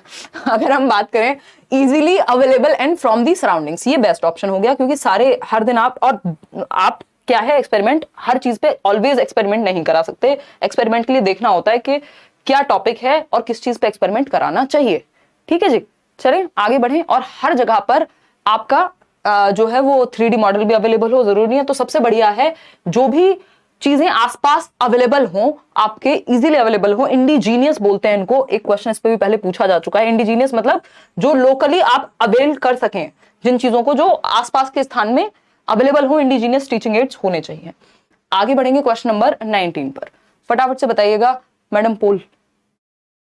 Which of the following is the most important component of environmental studies in primary classes? यानी EVS में प्राइमरी क्लासेस यानी कक्षा 1 से 5, उम्र क्या होगी बच्चे की? 6 से 11 वर्ष। ये पता होनी चाहिए 2-3 चीजें। ठीक। तो एनवायरमेंटल स्टडीज होता है, एनवायरमेंटल साइंसेज नहीं होता क्लास 1 से 5 में। ठीक। अगर हम बात करें कॉन्सेप्ट फॉर्मेशन की, अवधारणा निर्माण की, तो ये क्या होगा?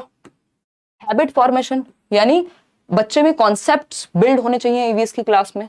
हैबिट यानी उसकी आदत पड़ जानी चाहिए, उसको सूचना से भर देना चाहिए। जॉय ऑफ एक्सप्लोरिंग, यही बात हम थोड़ी देर पहले कर रहे थे ना, मजा आना चाहिए सीखने में। लेकिन कई लोग मजे की फॉर्म में कुछ और एक्सपेक्ट करते हैं ना, तो मतलब एंजॉय कर पाए, स्पेशली प्राइमरी लेवल पे, क्योंकि प्राइमरी लेवल का बच्चा नया नया स्कूल आया, वो इतना एक्टिव होता है, उसको वैसे भी प्ले वे मेथड के थ्रू हम सिखाना पसंद करते हैं, जिससे वो खेल खेल में सीख सके।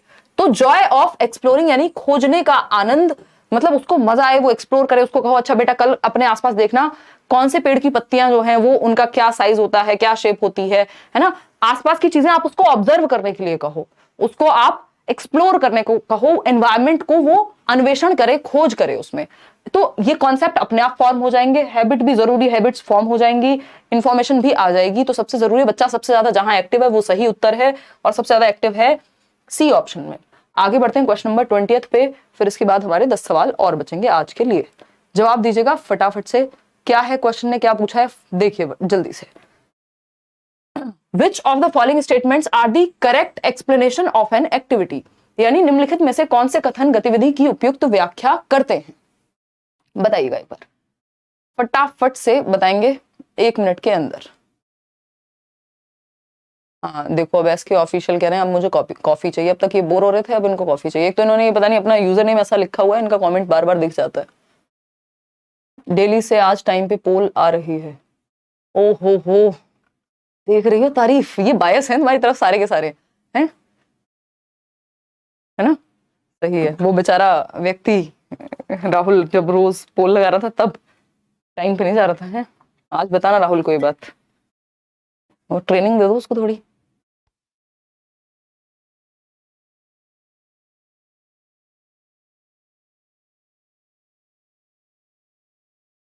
कोई कह रहा है साइड हो जाओ, ये समस्या हमारे स्कूल से आज तक बनी हुई है? चलिए हो जाते हैं। देखिएगा, correct explanation of an activity. An activity is a physical, social and mental act. यानी गतिविधि कहेंगे किसको, गतिविधि की उपयुक्त व्याख्या ढूंढनी है। सी ऑप्शन कह रहे हैं 81% लोग, यानी ये वाला। चलो चेक करते हैं। बात तो सही है, गतिविधि जो है वो शारीरिक हो सकती है, समाज में ग्रुप में मिलकर कर सकते हैं आप। मेंटल एक्ट हो सकता है, यानी आप बैठ के कुछ सोच रहे हैं, वो भी एक गतिविधि है ना? आप सोशली ग्रुप में जाकर के कुछ काम कर रहे हैं, वो भी एक एक्टिविटी है। बच्चे को ग्रुप में इन्वॉल्व करा रहे हैं, पौधे लगवा रहे हैं। फिजिकल एक्टिविटी क्या हो सकती है, कोई भी आप दौड़ लगा दी बच्चे ने, वो भी फिजिकल एक्टिविटी, यानी वो भी एक्टिविटी है। तीनों एक्टिविटी है। बात तो सही है, ट्रू है ये बात, यानी सत्य है। बी ऑप्शन है activity is suitable for primary classes and difficult for higher classes. क्यों भैया? प्राइमरी क्लासेस के लिए भी अच्छी एक्टिविटी, और हायर क्लासेस के लिए भी। ये डिपेंड करेगा आप कैसे प्लान कर रहे हैं। By activity the syllabus can not be completed on time. अब ये ही तो समस्या है ना, हम देखते हैं देश भर में कि सिलेबस कंप्लीट करने के चक्कर में हम ठीक से नहीं पढ़ा पाते कई बार। तो ये तो गलत बात हुई। एक्टिविटी, ये सिलेबस कंसर्न नहीं होना चाहिए, अच्छे से सीखना कंसर्न होना चाहिए कायदे में तो। बट इस चीज में बहुत सारा हमारा सिस्टम जो है वो फेल होता है। Activity is the process to learn from experience and helps in learning. यानी गतिविधि अनुभवों से सीखने की प्रक्रिया है, जो आप अपने अनुभव से, अपने एक्सपीरियंस से सीखते हैं, करके सीखते हैं। बेसिकली लर्निंग बाय डूइंग होती है, और लर्निंग में आपको मदद मिलती है। तो ए और D is the only right answer, क्योंकि ए और सी हो नहीं सकता, क्योंकि बी और सी गलत है यहाँ पे। तो ए और डी ही बचता है, यानी C option is the only right answer over here. Next question पे चलेंगे। मैडम पोल लगा दो जरा। Question number 21। राहुल का साबुन स्लो है मुझे लगता है। देखिए तुम्हारा भी साबुन स्लो ही है, अभी तक तो गया नहीं है। देखिए क्वेश्चन नंबर 21, देखिए which of the following statements are correct about experimentation. यानी कौन सा एक स्टेटमेंट जो है वो करेक्ट है, सही है, किसके बारे में? प्रयोग के बारे में, एक्सपेरिमेंटेशन के बारे में। पहला ऑप्शन है results of the experiments must be given in the text book so that students can verify. यानी प्रयोगों के परिणाम पाठ्य पुस्तक में दिए जाने चाहिए, जिससे सभी विद्यार्थी पुष्टि कर सके। यानी आप देखते हैं ना बुक में बीच में क्या होता है, एक हेडिंग डाल करके चैप्टर चल रहा है, मान लो ईवीएस है, या आजकल तो बहुत सारे एनसीईआरटी में लगभग आपको हर सब्जेक्ट में मिल जाएगा, तो एक बीच में बॉक्स बना हुआ मिलेगा, है ना? अब इसमें वो थिंक वाले क्वेश्चन डाल सकते हैं, या एक क्वेश्चन पूछ लेगा, या कोई एक्सपेरिमेंट दे देगा अगर साइंस का है या ईवीएस का सब्जेक्ट है आपका, कि ये करके देखो, है ना? दो क्या होती है वो चुंबक, यानी मैग्नेट्स को पास में लाके देखो, या मैग्नेट से आयरन के आसपास कुछ करके देखो क्या होता है। तो उसमें जवाब नहीं होता जनरली एक्सपेरिमेंट में, उसमें आपको टास्क दिया जाता है। तो यहाँ पे बात चल रही है कि क्या जो ये एक्सपेरिमेंट है इसका उत्तर बुक में दिया जाना चाहिए ताकि बच्चे वेरीफाई कर दें, या फिर नहीं दिया जाना चाहिए। तो ये कह रहे हैं दिया जाना चाहिए। Results of the experiments must not be given in the text book so that students themselves can observe, inquire and generalize. यानी बच्चे खुद से ऑब्जर्व करें, करके देखें वो चीज। अगर रिजल्ट दे दिया तो बहुत सारे बच्चे करके ही नहीं देखेंगे। बात तो सही है। 9 बजे डेली हो रही है भाई क्लास, मंडे टू सैटरडे ही मान लो, बट मैं नेक्स्ट सैटरडे से कोशिश करूंगी छुट्टी रखूं, मंडे टू फ्राइडे रखेंगे। Results of the experiments must be provided bye teachers so that students can verify. यानी रिजल्ट मिलने चाहिए। अब इसमें दो चीजें हैं, आप लोग देखते हैं क्या सही उत्तर दे रहे हैं। 33% लोग सी ऑप्शन कह रहे हैं, रिजल्ट्स नहीं देने चाहिए। यहां पे बात ये निकल के आती है बी और डी ऑप्शन सही है। बी और डी में हुई है ना ये बात, must not be provided by teacher since experimentation is about observation, inquiry and generalization. भाई प्रयोग, बच्चा साइंटिस्ट बनेगा क्यों, प्रयोग क्यों करेगा अगर आपने पहले उत्तर दे दिए उसको? उसको खुद से ऑब्जर्व करने दीजिए, अवलोकन करने दीजिए, उसको इंक्वायरी करने दीजिए। तो B and D is the right option, जो कि है बी ऑप्शन। चलिए, बात सही है या नहीं, ठीक है ना? चलिए आगे बढ़ेंगे नेक्स्ट क्वेश्चन पे। क्वेश्चन नंबर है 22, 22वां सवाल फटाफट से करेंगे। Most appropriate method for determining shapes and colours of leaves, यानी पत्तियों की जो शेप है, उसका आकार है, प्रकार है और रंग है, उसको सुनिश्चित करने के लिए and flowers in an EVS classroom can be, यानी एक पर्यावरण अध्ययन की कक्षा में पत्तियों एवं फूलों के आकारों एवं रंगों को निर्धारित करने की सबसे उपयुक्त विधि क्या है? यानी अगर आप फूल पत्ती के बारे में पढ़ा रहे हैं तो कौन सा तरीका बेहतर या बेस्ट होगा? पहला ऑप्शन है providing different colourful pictures of leaves and flowers to students, यानी बच्चों को अलग अलग रंग के फूल पत्ती प्रोवाइड करा दो, दे दो, बच्चे को खुद से मत कुछ करने दो, है ना? ये सही तरीका है। या फिर और फूल पत्ती तोड़ के और ले आओ, डेली करा देंगे, डोंट वरी, ऑनलाइन मिल जाएगी क्या मुझे लेट्स लर्न की टी शर्ट? पूजा, ये बहुत लोगों का सवाल रहता है, जल्दी ही आपको इसके बारे में भी कुछ निकालेंगे सॉल्यूशन, अभी तो हमें ही मुश्किल मिल पा रही है। Involving them in drawing and using their creative skills, यानी छात्रों को रेखा चित्र बनाने में संलग्न करना और उनके सृजनात्मक कौशलों का उपयोग करना, यानी ड्राइंग करके और वो खुद से बनाए। Designing a task involving learners to explore plants and trees, thoroughly repeating the concepts, repetition रटंत विद्या हो जाएगी। सबसे ज्यादा एक्टिव कहां है बच्चा? सबसे ज्यादा एक्टिव है सी ऑप्शन में, बी कह रहे हैं कई लोग, ड्राइंग करना। देखो ड्राइंग से ज्यादा एक्टिव बच्चा ये नहीं होगा जब वो रियल में इन्वॉल्व करेंगे आप उसको एक टास्क में जिसमें वो प्लांट्स और ट्रीज को एक्सप्लोर करेगा, मतलब आसपास के जो पौधे और पेड़ हैं उनमें अन्वेषण करेगा। दैट मीन्स उनको देखेगा कि इस पेड़, ये पेड़ है, इसकी पत्तियां ऐसी हैं, ये वाला पौधा है छोटा, इसकी पत्तियां ऐसी हैं, इस रंग की हैं। तो वो ज्यादा एक्टिव होगा जब वो एनवायरमेंट में एक्चुअल में ऑब्जर्व करेगा, ठीक है ना? तो C option is the right answer over here. आगे बढ़ेंगे।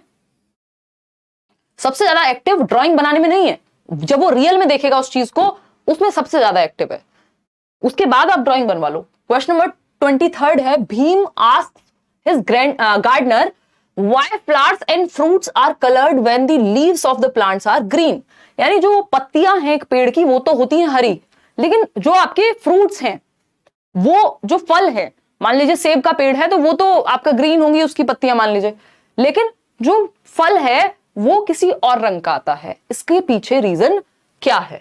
विच process skills are exhibited by Bhim, तो भीम के द्वारा किन प्रक्रिया कौशलों का प्रदर्शन किया जा रहा है? प्रोसेस स्किल्स साइंस में और ईवीएस में यूज होती हैं। प्रोसेस स्किल्स बेसिकली एक तरह की आपकी थिंकिंग स्किल्स हैं, जिसमें आप प्रोसेस करते हैं इंफॉर्मेशन को, अपनी समझ को बेहतर करते हैं प्रोसेस स्किल्स के द्वारा, है ना? अभी आप पोल में जवाब देंगे, मैं आपको प्रोसेस स्किल्स के द्वारा, इसमें यानी एक तरह के चिंतन कौशल हैं आपके, जिसमें आपको चिंतन भी लगेगा, जिसमें आपकी ऑब्जर्वेशन भी लगेगी, है ना? क्या क्या हो सकते हैं ये ऑब्जर्वेशन, कि आप आसपास के एनवायरनमेंट में बच्चे की ऑब्जर्वेशन बेहतर हो, वो आंख बंद करके ना जीता रहे, अपने आसपास की चीजों को लेके अवेयर हो, इन्फर कर सके। इन्फरिंग क्या होता है? इन्फरिंग होता है बेसिकली आपका अनुमान लगा सके, या मैं कहूं कंक्लूजन पे आ सके कि इसका मतलब ये हुआ, निष्कर्ष पे आ सके। प्रिडिक्टिंग होता है अनुमान लगाना, किसी चीज को देखकर कि भाई आज बारिश होगी, ये भी क्या है, आप बादल को देख के अनुमान लगा पा रहे हैं, है ना? क्लासिफिकेशन, यानी अलग अलग कैटेगरी में, ये उस पेड़ के पत्तियां हैं, ये दूसरे पेड़ की पत्तियां हैं, ये मैमल्स में आएगा, ये इसमें आएगा, ये क्या है? क्लासिफिकेशन है। तो इस तरह की चीजें, या कैटेगराइजेशन भी आप इसको कह सकते हो, ये प्रोसेस स्किल्स में आती हैं। 4-5 मुख्य प्रोसेस स्किल्स हैं, मैंने जो मैराथन सेशन है ईवीएस की उसमें बताई हुई है आपको, ठीक है जी? तो फटाफट से बताओ क्या होगा सही उत्तर।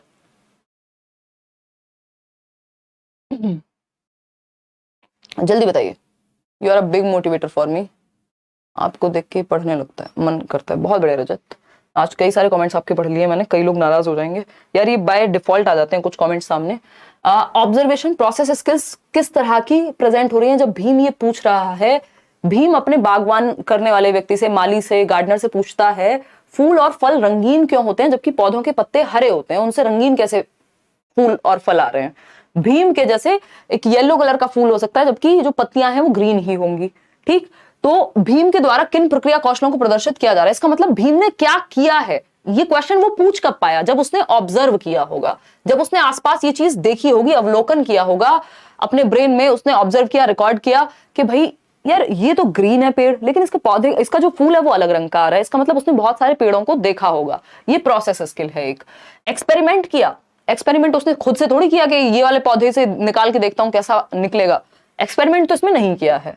रेजिंग क्वेश्चंस, ये भी एक प्रोसेस स्किल है कि बच्चा क्वेश्चन पूछना जान रहा है, इसका मतलब थिंकिंग से रिलेटेड है, और प्रोसेस स्किल में थिंकिंग जो है आती है।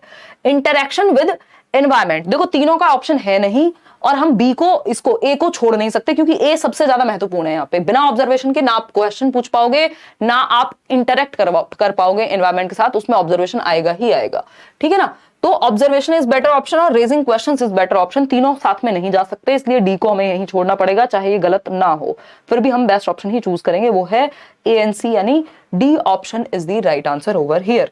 क्वेश्चन नंबर 24 पे चलेंगे और नेक्स्ट क्वेश्चन के पोल की तैयारी मैडम करेंगी ही। देखिए एक बड़ा सा लेंथी क्वेश्चन है, इसकी प्रैक्टिस जितना आप पढ़ पढ़ के करेंगे, प्रैक्टिस भी हम करेंगे enough. In the chapter the plant fairy of EVS class 3। अब इसलिए ईवीएस पढ़ना भी जरूरी है कि आपको पता तो तभी होगा ना जब ये क्वेश्चन भैया कहां से आया है, इसमें था क्या। दीदी is sitting in a garden, तो दीदी जो है वो एक गार्डन में, एक बगीचे में बैठी हैं। शबनम सेड दैट दीदी is sitting on little plants, अब बगीचे में बैठी हैं तो मतलब घास पे भी बैठी होंगी, तब भी वो कह रहे हैं कि लिटिल प्लांट्स यानी छोटे छोटे जो प्लांट्स हैं घास वाले, उस पर बैठी हुई हैं वो। Taplu asked his teacher do we kill grass by walking and sitting on it. तो बच्चों के क्वेश्चन तो ऐसे होते हैं, तीसरी कक्षा का बच्चा है भाई, कितना 9 साल का होगा, तो अब 8-9 साल का बच्चा तो ऐसे क्वेश्चन पूछेगा ही। तो टपलू पूछता है, एक बच्चा है दूसरा क्लास में, do we kill grass by walking and sitting on it, यानी हम जब बैठते हैं घास पे या चलते हैं तो क्या वो मर जाती है, ठीक है। Like we kill ants by walking over them, यानी जैसे कि हम चींटियों के ऊपर अगर चल जाएंगे तो वो मर जाएंगी, इस तरह से क्या घास भी मर जाती है। What should the teacher do, अब इस सवाल का जवाब टीचर क्या दे, बच्चों को आपको एक्सप्लोर कराना है। पहला ऑप्शन है discuss that grass plant can survive even if leaves are damaged, यानी ये चर्चा करनी चाहिए कि घास के पौधे पत्तियों के क्षतिग्रस्त होने पर भी जिंदा रहते हैं। Really Describe that the part of grass responsible for growth is safely located at base, यानी बेस में छिपी हुई है वो घास जिसकी वजह से वो जिंदा रहेंगे। सी ऑप्शन है take the students to garden, make them walk and sit on grass and see what happens, explain that grass in the garden grows back even after it is been cut. Discuss, describe, explain, सबसे ज्यादा बच्चा कहां active है, C option में। ये simple फंडा मैंने आपको बताया हुआ है, ये आपके 90% क्वेश्चंस में कभी आप फंसेंगे नहीं जब आपको पता होगा यार बाकी ऑप्शन से ज्यादा एक्टिव बच्चा जिस ऑप्शन में होता है वो बेहतर ऑप्शन है बाकियों से। अगर बच्चे का नुकसान नहीं हो रहा, उसके चोट नहीं लग रही, उसको कुछ गलत केमिकल्स के वो प्रभाव में नहीं आ रहा, तो सबसे बेटर है कि बच्चा जिसमें सबसे खुद से इन्वॉल्व होगा वो सबसे बेहतर ऑप्शन है। बाकी सब में खुद से नहीं देख पा रहा, वो खुद से ऑब्जर्व नहीं कर रहा, हम उसको सच में ले गए रियल सिनेरियो में, वास्तविकता से, learning by doing, real life से सिखा रहे हैं और ऑब्जर्व करने के लिए कह रहे हैं, उसके बाद चर्चा हो सकती है, पहले लेके गए आप, ठीक है ना। क्वेश्चन नंबर 25, फिर अलग अलग बच्चे अलग अलग चीजें ऑब्जर्व करेंगे, इससे भी तो प्रोसेस स्किल्स डेवलप होंगी। 5 क्वेश्चन और हैं। कविश, क्वेश्चन नंबर 25 में पूछा है, Kavish an EVS teacher of class 5, कक्षा 5 के टीचर हैं Kavish, insist on teaching about concept of space travel, वो चाहते हैं कि बच्चे जो है स्पेस ट्रेवल के बारे में, अंतरिक्ष यात्रा के बारे में जाने। यूजिंग क्रिएटिव एसे राइटिंग, वो चाहते हैं कि वो एक एसे राइटिंग, एक निबंध लेखन का प्रयोग करके बच्चे स्पेस ट्रेवल के बारे में जाने। आपकी जो एनसीईआरटीज है इस लेवल की, उसमें सुनीता विलियम्स के बारे में भी कहानी है। कोई कह रहा घास मर जाती तो ठीक होता, ईश्वर का साक्षात रूप है आप।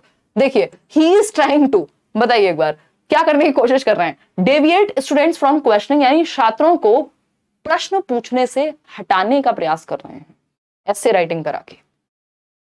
बताइए नाथ।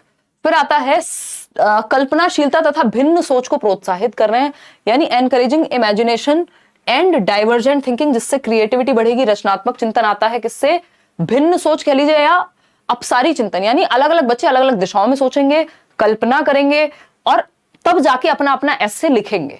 एसे राइटिंग पता है ना आपको, यूपीएससी तक एसे राइटिंग कराता है, क्यों, एसे का पेपर है, क्यों, क्योंकि उसमें आपके जो ऑथेंटिक विचार हैं वो निकल के आएंगे, आप किसी चीज के बारे में क्या कल्पना करते हैं, आपकी थिंकिंग कैसी है, अलग अलग दिशाओं में कैसे सोचते हैं, वो सब निकल करके आएगा वहां पे एसे के थ्रू। तो ये एक अच्छी स्किल हुई, प्रोसेस स्किल हुई। Promote behavioristic approach to learning. दुनिया के किसी पेपर में आपको ये बिहेवियरिस्टिक अप्रोच दिखे, इससे दूर भाग जाइएगा। क्यों? क्योंकि इसमें कुछ ही चीजें हैं जो बिहेवियरिस्टिक अप्रोच से हम सिखाते हैं। जैसे कोई चीज है जो रेपिटेटिव है ना, उसको आप सिखा सकते हैं। याद करवानी हो तो रिवॉर्ड पनिशमेंट इसमें आता है। इसका बहुत ज्यादा प्रयोग हम नहीं करते एजुकेशन सिस्टम में, कंस्ट्रक्टिविज्म का आज के समय में करते हैं क्योंकि ये रट्टाफिकेशन पे बेस्ड है। Avoid experimentation and activity based learning, यानी एक्सपेरिमेंटेशन को आपको अवॉइड करना है, इसलिए आप ऐसे राइटिंग कर रहे हैं। ये रीजन नहीं हो सकता। आपको पॉजिटिव रीजंस ढूंढने हैं, आपको हर चीज में नेगेटिव नहीं ढूंढना है ना। तो ऐसे राइटिंग का क्या क्यों करा रहे हैं ऐसे राइटिंग? तो छात्रों को प्रश्न पूछने से हटाने के लिए, एकदम बकवास बात, कल्पनाशीलता तथा भिन्न सोच को प्रोत्साहित करने के लिए। अब यहां पे समझते हैं चीजें। टॉपिक क्या है? स्पेस ट्रैवल, अंतरिक्ष यात्रा। क्या स्पेस ट्रैवल कराने ले जा सकते हैं टीचर मजे से? है? अपनी सैलरी में मस्त ले जाएं, कोई बात नहीं है? ले जा सकते हैं। तुम लेके गई हो कई बार, देखो एक बार। तो स्पेस ट्रैवल करवाना इज नॉट इजी। ना तो ये कहेंगे सुगम है और ना ही ये सस्ता है, और खतरनाक तो है ही, और वो भी बच्चों के लिए। तो स्पेस ट्रैवल ऐसा टॉपिक है जिसमें आप फील्ड विजिट नहीं कराएंगे, जिसमें आप या तो मॉडल वगैरह का यूज करेंगे, लेकिन सबसे बढ़िया जो है यहाँ पे वो हमारे पास ऑप्शन है ऐसे राइटिंग का। तो उस हिसाब से हम उसका प्रयोग करेंगे। तो सिर्फ बी ऑप्शन ही सही है। B option is the only right answer over here, यानी बी ओनली। क्लियर है? समझ पा रहे हो? मूवी दिखा सकते थे, वो सब देख के बच्चा ऐसे राइटिंग करेगा, बाद में उसमें सब कुछ आ जाएगा ना। ऐसे जब वो लिखेगा, इसका मतलब जो भी उसने उसके बारे में जाना होगा, स्पेस के बारे में, वो सब कुछ आ जाएगा। क्वेश्चन नंबर 26 देखिए एक बार। वाइल प्रेजेंटिंग चैप्टर 3 क्या है? वाटर ओ वाटर, है ना, जल की बात हो रही है, पानी रे पानी। सीमा को related the lines of poem, यानी सीमा ने कविता की पंक्ति पर जब बात की, और पोएम क्या है? When the water breaks in flood, यानी जब पानी से, जब जल जो है वो बाढ़ लाता है। विद द रीसेंट फ्लड्स इन गुजरात, जो गुजरात में रीसेंट फ्लड्स आए हैं, उत्तराखंड की बात हो सकती है। Chhutki asked that why is there flood in Gujarat and not in her city. मान लीजिए छुटकी रहती है दिल्ली में, और छुटकी पूछ रही है भाई गुजरात में क्यों बाढ़ आई हुई है, हमारे यहाँ क्यों नहीं आई हुई, है ना। अब छुटकी को क्या पता, आई होगी तो दिखोगे थोड़ी यहाँ। That why is there flood in Gujarat and not in her city. देखिएगा एक बार, छुटकी तो छुटकी है ना, बच्चे तो इनोसेंट होते हैं, मजाक कर रही हूँ। देखो एक बार। तो which of the following will be the most appropriate to solve this question, यानी सबसे एप्रोप्रिएट तरीका क्या होगा इस सवाल को सॉल्व करने के लिए? क्लासरूम यार मजा मत यार, ये लोग भी हंस रहे हैं उधर से। देखो क्या भाई तुम डिस्टर्ब करती हो। क्लासरूम डिस्कशन, यानी कक्षा में चर्चा करें इस बात पे, या फिर फोटोग्राफ्स दिखा दें बाढ़ की, वर्किंग मॉडल दिखाएं, या visit to the flood area. भैया बच्चे को खतरनाक जगह पे नहीं लेके जाना होता। ये कोई कुतुब मीनार नहीं है दिखाने ले गए, बाढ़ है, एक्चुअल बाढ़, बह जाएगा बच्चा, ठीक है ना। तो ऐसी खतरनाक जगह पे नहीं जाना होता, ना ऐसे खतरनाक केमिकल्स का एक्सपेरिमेंट कराना होता है। फील्ड विजिट उन जगहों की कराई जाती है जो सेफ हो, ठीक है ना। क्लासरूम डिस्कशन, यानी कक्षा में चर्चा हो सकती है, लेकिन क्या इससे बेहतर ऑप्शन है हमारे पास? फोटोग्राफ्स दिखा दें, चलो दिखा सकते हैं, चर्चा भी हो सकती है, लेकिन सबसे रियल जो वर्किंग मॉडल होगा, मतलब जो सबसे रियल टीचिंग लर्निंग एड होगा, वो होगा क्रियाशील मॉडल। वर्किंग मॉडल्स देखे ना आपने, जो जैसे हम 3D मॉडल बना के ले जाते थे, कुछ वर्किंग मॉडल्स होते हैं, उससे पता लगेगा कि भाई यहाँ हिमालयाज होते हैं, या पानी का यहाँ से, तो यहाँ पानी पहले आएगा, या बाढ़ आने की संभावना है, आप इस एरिया में रहते हो तो इसलिए आपके सामने बाढ़ नहीं प्रस्तुत होगी। तो इन दोनों ऑप्शन से ज्यादा बेहतर ऑप्शन है सी ऑप्शन। तो पेडागोजी में हम कई बार चारों ऑप्शन सही होते हैं, लेकिन बेस्ट ऑप्शन आपको 1 नंबर दिलाएगा। तो यहाँ पे सबसे ज्यादा एक्टिव जो होगा बच्चा, या ज्यादा real life representation working model में नजर आएगा। मैंने इसमें एक पिक्चर भी लगाई थी यार आपको वर्किंग मॉडल समझाने के लिए, बट पता नहीं वो कहाँ गायब हो गई, ये रही, देखिएगा। तो वाटर वेल वर्किंग मॉडल, यानी जो कुएं हैं पानी के, वो कैसे वर्क करते हैं, इसका एक वर्किंग मॉडल जो है प्रेजेंट किया गया है ना। एक छोटा सा उसका छोटा रूप एक तरह से, और यहाँ पे हम ये देख पा रहे हैं कि कैसे एक पुली का प्रयोग करके पानी को खींचा जा सकता है। इसी तरह से कोई और वर्किंग मॉडल हम यूज कर सकते हैं अलग अलग टॉपिक्स के लिए। आते हैं क्वेश्चन नंबर 27 पे। अगेन इसी चैप्टर से क्वेश्चन है, बताइएगा, पोल में जवाब दीजिएगा। यस मैम राइट 100%, चलिए बहुत बढ़िया। सी कहा मैंने भी, चलिए बहुत बढ़िया। क्वेश्चन नंबर 27 देखिए, 3 क्वेश्चन और है इसके बाद। In the chapter water o water of EVS class 3rd uncle gave Hiran and Chutki, Hiran ही है, कुछ और नाम होगा यार इस बच्चे का, हिरेन, राइट, हाँ, उनका पता नहीं हिरन कैसे हो सकता है ना। एक तो हिंदी के नाम इंग्लिश में लिख के कंफ्यूजन क्रिएट कर देते हैं। हिरेन एंड छुटकी को एक मैंगो दिया अंकल ने, मैंगो पन्ना दिया, मैंगो नहीं दिया, मैंगो पन्ना लिक्विड होता है, पता है आपको मैंगो पन्ना, ठीक, मैंगो शेक मान लो आप। इन स्टील टम्बलर्स, एक स्टील के ग्लास में मैंगो शेक दिया, मैंगो पन्ना दिया, अलग होते हैं हालांकि दोनों। Chutki asked for panna only in a glass tumbler. Chutki ने कहा मेरे को तो कांच के ग्लास में चाहिए, ये स्टील वाले में नहीं चाहिए। Uncle poured the panna in a glass tumbler.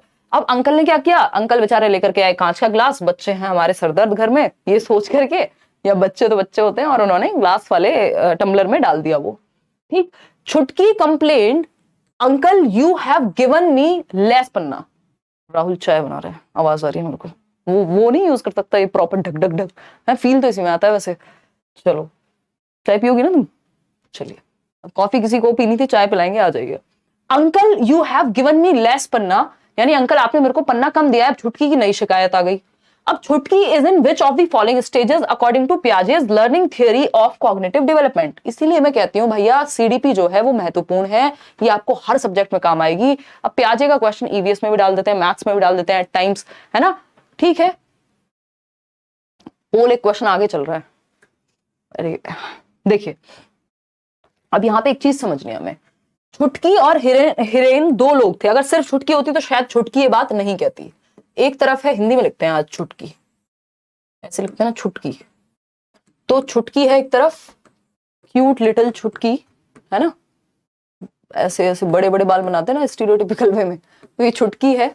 और इधर है हिरेन, ठीक है, इधर है क्या, हिरेन। हिरेन बेचारा जेंटलमैन हिरेन, छुटकी थोड़ी शैतान है ना, क्योंकि इसको अब अंकल ने क्या दिया, बीच में अंकल फंसे हुए हैं। अंकल ने एक स्टील के ग्लास में या स्टील टम्बलर में क्या दे दिया, आम पन्ना दे दिया। बराबर दिया होगा, दोनों ग्लास एक जैसे दिखते होंगे। किसको? छुटकी को भी और हिरेन को भी। ठीक है, छुटकी को बेचैनी हुई। छुटकी ने कहा अंकल अंकल स्टील ग्लास नहीं चाहिए मेरे को दे दो ग्लास में, यानी कांच के ग्लास में दो, स्टील में नहीं चाहिए। तो स्टील में नहीं चाहिए, अंकल गए उठ के और एक कांच का ग्लास लेकर के आए। अब कांच के ग्लास की शेप और साइज थोड़ा डिफरेंट हो सकता है, वो थोड़ा चौड़ा हो सकता है, वाइड हो सकता है ना। अब क्या आ गया, कांच का ग्लास हो गया। हालांकि ग्लास ऐसा नहीं होता, मेरी ड्राइंग को अगर आपने जज किया तो फिर तो क्या ही कहेंगे। अच्छा, ये वाला ग्लास मैं बना देती हूँ, है ना, ठीक है ना, इतना ही बन पाएगा यार, इससे ज्यादा ग्लास नहीं बन पाएगा। ठीक है, ये करना था, मग बना दूं, अरे वॉटेवर, ठीक है। इतनी ही ड्राइंग आती है मुझे, मेरे जीवन की सारी ड्राइंग यूज हो गई यहाँ। अगर हम कहें तो छुटकी को कांच के ग्लास में डाल करके दे दिया अंकल ने स्टील वाले से। अब छुटकी को दिख रहा है मेरे भाई के पास ज्यादा है, इसमें तो कम ही रह गया क्योंकि ये चौड़ा हो सकता है बर्तन। छुटकी को कंजर्वेशन की प्रॉब्लम है, डिसेंटर नहीं कर पा रही है छुटकी। और ये कौन सी उम्र में होता है ये कंजर्वेशन या ये वाला जो इशू है, ये होता है कि शेप और साइज के बदलने पे क्वांटिटी या वॉल्यूम चेंज नहीं होता। ये बात 7 से 11 वर्ष में समझ पाता है बच्चा, लेकिन छुटकी समझ नहीं पा रही। इसका मतलब छुटकी 2 से 7 वर्ष की उम्र में है। इसको कहते हैं प्री ऑपरेशनल यानी पूर्व संक्रियात्मक अवस्था। इसकी 2 सब स्टेजेस भी कल ही आपको बताई थी। ठीक है, छुटकी और छुटकू देखो एक बार, तो आंसर क्या हुआ, आंसर हो गया प्री ऑपरेशनल स्टेज में छुटकी है अभी। क्योंकि अगर वो समझ पाती तो फिर ये कॉन्क्रीट ऑपरेशनल हो जाता। ये डिसेंटर नहीं कर पा रही, वो कंजर्वेशन नहीं आता, इसलिए हो रहा है ऐसा। क्वेश्चन नंबर 28 देखिए, 2 क्वेश्चन और बचे हैं। क्या कहता है क्वेश्चन नंबर 28? कहता है कि for an EVS teacher at primary level, कक्षा 1 से 5 में पढ़ाने वाला ईवीएस टीचर जहां पे बच्चों की उम्र 6 से 11 वर्ष है, including students with individual differences is possible, जहां पे विभिन्न बच्चे हैं, इंडिविजुअल डिफरेंसेस यानी व्यक्तिगत विभिन्नताओं वाले बच्चे हैं, ना सब एक जैसा सोचते हैं। इंडिविजुअल डिफरेंसेस क्या है कि आप लोग अभी 12,500 लोग अगर इतनी रात को जुड़े हुए हैं 11 बजे, है ना, जो नुक्ता लग गया 11 बजे, तो 11 बजे 12,000 लोग अगर जुड़े हुए हैं तो क्या ये 12 के 12,000 लोग एक जैसे होंगे अपने इंटरेस्ट में? सबको सेम चीज में रुचि होगी? नहीं हो सकती। कुछ लोगों को सेम भी हो सकती है। इनके इंटरेस्ट में, इनके एप्टीट्यूड में, किसी को जल्दी समझ में आ जाता होगा, किसी को देर में समझ आता होगा। कोई कहेगा अरे समझ तो आ गया यार, आगे बढ़ो, दूसरा कहेगा नहीं नहीं थोड़ा एक्सप्लेन कर दो, है ना। तो ये इंडिविजुअल डिफरेंसेस है। लर्निंग का पेस अलग है, लर्निंग की स्टाइल अलग है। किसी को एग्जाम्पल से समझ आता है, किसी को पिक्चर से समझ में आता है, किसी को जोक्स से समझ में आ जाता है। मतलब इंडिविजुअल डिफरेंसेस हैं, अलग अलग लोग हैं, अलग अलग तरह के हैं, यानी व्यक्तिगत विभिन्नताएं हैं। कोई भी 2 लोग दुनिया में एक जैसे नहीं होते, चाहे वो ट्विंस ही क्यों ना हो, दिखने में एक जैसे हो सकते हैं। अपने इंटरेस्ट, एप्टीट्यूड, एटीट्यूड, इंटेलिजेंस सब में बराबर होंगे जरूरी नहीं है। इंटेलिजेंस में तो हालांकि आईक्यू जो है 60% लोगों का, मोर देन 50%, आधी दुनिया की जो आबादी है, आईक्यू एवरेज आईक्यू होता है हमारा सबका, तो आईक्यू में तो फिर भी कॉमन आपको ग्राउंड मिल सकता है। 1-2% लोग होते हैं जो बहुत जीनियस होते हैं, 1-2% लोग ही होते हैं जो बिल्कुल रिटार्डेड होते हैं। तो ये विभिन्नताएं हैं, ना हम दिखने में सेम होंगे सारे, ना हम सेम जाति, समूह, संप्रदाय, आर्थिक स्थिति, बहुत सारे ग्राउंड्स पे डिफरेंट होते हैं। इसी को इंडिविजुअल डिफरेंसेस कहते हैं कि कोई भी, जैसे बोला जाता है ना 5 उंगलियां एक जैसी नहीं होती, तो वही बच्चे विभिन्नता में एकता की बात करनी है, यूनिटी इन डाइवर्सिटी की बात करेंगे यहाँ पे। तो इंडिविजुअल डिफरेंसेस से डील करने के लिए आप क्या करेंगे? By giving individual home assignments. भैया सबको कह दो घर से काम करके लाना, हमसे तो डील हो ही नहीं पाएगा, ये सबसे खराब तरीका हो गया। As it is an easy task, कहेंगे कि आसान टास्क है इसलिए घर से ही कर लाना यार। By making students work in heterogeneous groups, अभी कल परसों बात हुई थी ना इस पे, यानी विषम समूहों में कार्यों को देंगे बच्चों को। Bye teaching all chapters in a similar manner, जब बच्चे डिफरेंट हैं तो एक तरीका क्यों होगा सिखाने का? मल्टीपल वेज में सिखाइए किसी भी चीज को, किसी को एक्टिविटी कराइए, किसी को ऑडियो से कुछ सुनाइए, किसी को पिक्चर दिखाइए, है ना, डिफरेंट तरीके। पिक्चर मतलब मूवी नहीं, इमेज, ठीक है ना, फोटोग्राफ। अगर हम बात कर रहे हैं यहाँ पे, तो सी ऑप्शन आप में से 68% लोग सही कह रहे हैं, यानी सी ओनली, यानी सी जो है इन सब ऑप्शंस में बेटर है। By making students work in heterogeneous groups. देखिए 2 प्रकार के ग्रुप होते हैं, कल कोई पूछ रहा था ना हेट्रोजेनस और होमोजीनियस क्या होता है। हेट्रोजेनस और होमोजीनियस, हम कोशिश करते हैं हेट्रोजेनस ग्रुपिंग करें, विषम समूह बनाए, सम समूह ना बनाए। सम का मतलब एक जैसे हैं, जहां जब सब एक ही जैसे हैं तो नया क्या सीखेंगे एक दूसरे से? हम डिफरेंट होंगे तब तो नई नई चीजें सीख पाएंगे ना। तो अगर हम बात करें यहां पे, तो हेट्रोजेनस ग्रुप इंडिविजुअल डिफरेंसेस को डील करने के लिए बनाए जाने चाहिए, हेट्रोजेनस ग्रुप्स, ठीक है, यानी विषम समूह, विषम समूह, ठीक है बात या नहीं? ठीक है। होमोजीनियस ग्रुप्स होते हैं दूसरे, होमोजीनियस का मतलब है यहां सम, मतलब लगभग सेम क्षमताओं वाले बच्चे एक साथ बैठेंगे, सम समूह, राइट। अगर हम बात करते हैं किस चीज की, बेटर कौन सा है? एनी डे बेटर है हेट्रोजेनस ग्रुप्स। कहीं कहीं पे इसको काम में ले लेते हैं, लेकिन most of the time homogeneous को हम अवॉइड करते हैं। अब होमोजीनियस कई प्रकार से हो सकता है। सेम एज के बच्चे हैं तो एज तो लगभग सेम ही होती है एक क्लास में, क्योंकि आरटी जो है उसने होमोजीनियस बनाया हुआ क्लास को एज वाइज, ठीक है, कि 6 से 14 वर्ष के बच्चे कक्षा 1 से 8 के बीच में होंगे, तो एज वाइज तो होमोजीनियस होगा तो चल भी जाएगा।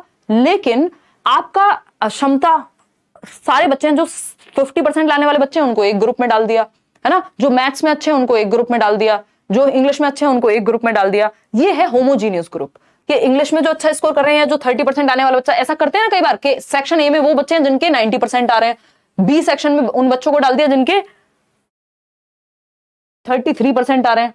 तो मान लेते हैं मैथ्स अच्छी है जिन बच्चों की, जो अच्छे नंबर लाते हैं मैथ्स में, उनको एक ग्रुप में डाल दिया सारे बच्चे। जो फर्स्ट आते हैं या जो बेसिकली शुरू के टॉप 10 हैं उनको एक ग्रुप में डाल दिया, है ना, जो टॉप स्कोरर्स हैं अगर मैं कहूं। ये होमोजीनियस है।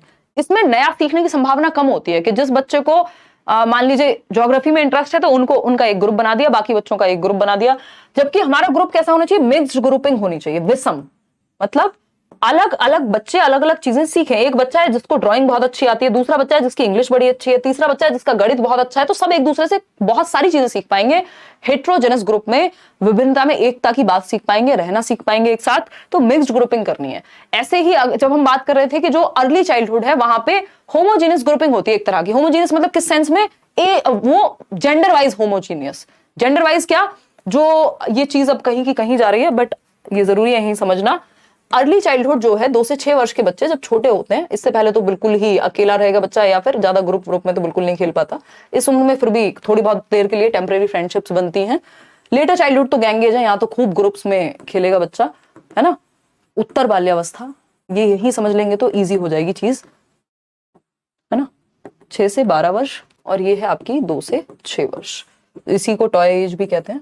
अब यहाँ पे जेंडर वाइज होमोजीनियस नहीं हेट्रोजीनियस ग्रुप बन रहे हैं। भाषा पे ध्यान दीजिएगा, जेंडर वाइज हेट्रोजेनस ग्रुप्स, यानी बच्चा ये नहीं देखता कि वो जिस बच्चे के साथ खेल रहा है उसका जेंडर सेम है या नहीं है। लड़के लड़कियां एक साथ मिलकर के खेल सकते हैं, जेंडर से कोई खास उनको फर्क पड़ता नहीं है, उनको खेलने से मतलब है, ठीक है ना। लेकिन जैसे ही अब वो थोड़े से बड़े होंगे तो क्या होगा, अब वो कहें अरे लड़कियों की तरह रहो या हमारा तो लड़कों का ग्रुप है एंड ऑल, ये सब शुरू हो जाता है। तो ये जेंडर वाइज होमोजीनियस ग्रुपिंग बन जाती है लेटर चाइल्डहुड में, उत्तर बाल्यावस्था में यहाँ पे होमोजीनियस ग्रुपिंग हो जाएगी कि सेम जेंडर का ही ग्रुप जनरली सामान्य तौर पे बनाते हैं बच्चे। आजकल हालांकि चीजें बदल रही हैं, बट ये साइकोलॉजिकल है कुछ हद तक, ये आप चाइल्ड डेवलपमेंट के अंदर आती है ये बात। तो सेम सेक्स वाले बच्चे या सेम जेंडर की ग्रुपिंग और मिक्स्ड ग्रुपिंग, यहां पे ये आपको ध्यान रखना है कि खेलते समय बेसिक सी बात है। चलिए, तो ये एक बात हो गई। अब सेकंड लास्ट क्वेश्चन करते हैं, 2 क्वेश्चन और बचे हैं। निशा को घर भी छोड़ के आना है। क्या समय हो गया? 11 बज गए। ताला लग गया? बहुत बढ़िया बेटा, तुम आज मेरा ही खून पियोगी क्या? बोलो हाँ। नहीं? अच्छा, डेली पीती हो, मुझे लगा कहीं और का प्लान है तुम्हारा। देखो क्वेश्चन नंबर 29। मैं इसलिए वेट कर रही थी कि बोल दो हाँ, नहीं तो तुम फंस जाओगी। मैं इसके आगे का जोक मेरे पास तैयार था। देखो एक बार क्वेश्चन नंबर 29, फटाफट से जवाब दो। 100% डेटा खत्म हो गया, जल्दी करो। अच्छा कर रहे हैं भाई, कर रहे हैं। हाँ, डेटा खत्म हो जाता है इस टाइम तक कई लोगों का। इन लोगों का अगर बस चले तो ये आपकी फोटो ही कॉपी पेस्ट करने लग जाए। देखो एक बार समझो, अगर हम बात करें क्वेश्चन नंबर 29 की, क्या है? शमा एक बच्ची है, कैन नॉट सी, जो देख नहीं सकती, विजुअली चैलेंज्ड है। His mother, excuse me, her mother होगा वैसे तो, हर मदर ब्रिंग, भाई शमा एक बेटा भी हो सकता है, मतलब बच्चा भी हो सकता है, मेल चाइल्ड भी हो सकता है, यहाँ पे मेल ही माने। शाम होगा या तो ये फिर इन्होंने कुछ गड़बड़ की हुई होगी। तो शाम या शमा एक बच्चा है और मेल चाइल्ड है। उसकी जो माता जी हैं वो उसको स्कूल लेके आती हैं हर दिन, but he does not like coming to school, उसको स्कूल आना नहीं पसंद है। She tells her mother that, अब लड़की बन गई है, ये आपके पेपर में गड़बड़ हुई है इन्होंने लैंग्वेज की, बट कोई नहीं, आपको मतलब रखना है बात क्या कही जा रही है। But he does not like to coming to school. She tells her mother that she has no friends and does not understand what is taught in the class, के ना तो उसके कोई दोस्त हैं और उसको समझ नहीं आता क्लास में क्या पढ़ाया जाता है। यानी दृष्टिबाधित बच्ची है जो देख नहीं सकती, ब्लाइंड है। Which of the following would be most appropriate for Shama's teacher to do for her? यानी एज अ टीचर, आप शमा के टीचर हैं, आपको क्या करना चाहिए? ऐसे बच्चे को इंक्लूड करना है। भाई आपकी क्लास में जीनियस बच्चे भी हो सकते हैं, आपकी क्लास में विजुअली चैलेंज्ड बच्चा भी हो सकता है, स्पेशल नीड वाला बच्चा भी हो सकता है, एवरेज बच्चे भी होंगे, सबको इंक्लूड करना है। इसी को इंक्लूसिव एजुकेशन कहते हैं। तो ये समावेशी शिक्षा का क्वेश्चन आपसे यहां भी पूछ लिया गया है। क्या करेंगे आप एज अ टीचर, क्या अप्रोप्रिएट है? पहला ऑप्शन है talk to Shama and explain that reading is important to her. मतलब कितनी बेवकूफी भरी बात है। या तो आप रीडिंग की बात ही कर रहे हैं तो ब्रेल लिपि की बात करें जो लुई ब्रेल ने इजाद की थी। यहाँ पे रीडिंग करनी चाहिए शमा को, ये कहेंगे आप उसको। जिसको देखने में दिक्कत है, जो देख नहीं सकता बच्चा, उसको रीड करने के लिए कहेंगे। ये हो गई मूर्खता, ये गलत हो गया। Talking to the students, ask them to be friend Shama, यानी बच्चों से बात करके कहेंगे बेटा इससे दोस्ती करो, शमा से दोस्ती करो, चलो चलो। सी ऑप्शन है together with all the students in the class plan a play with Shama playing an important role, यानी कि कक्षा के सभी विद्यार्थियों के साथ मिलकर शमा के लिए महत्वपूर्ण भूमिका वाले एक नाटक की योजना बनाएंगे।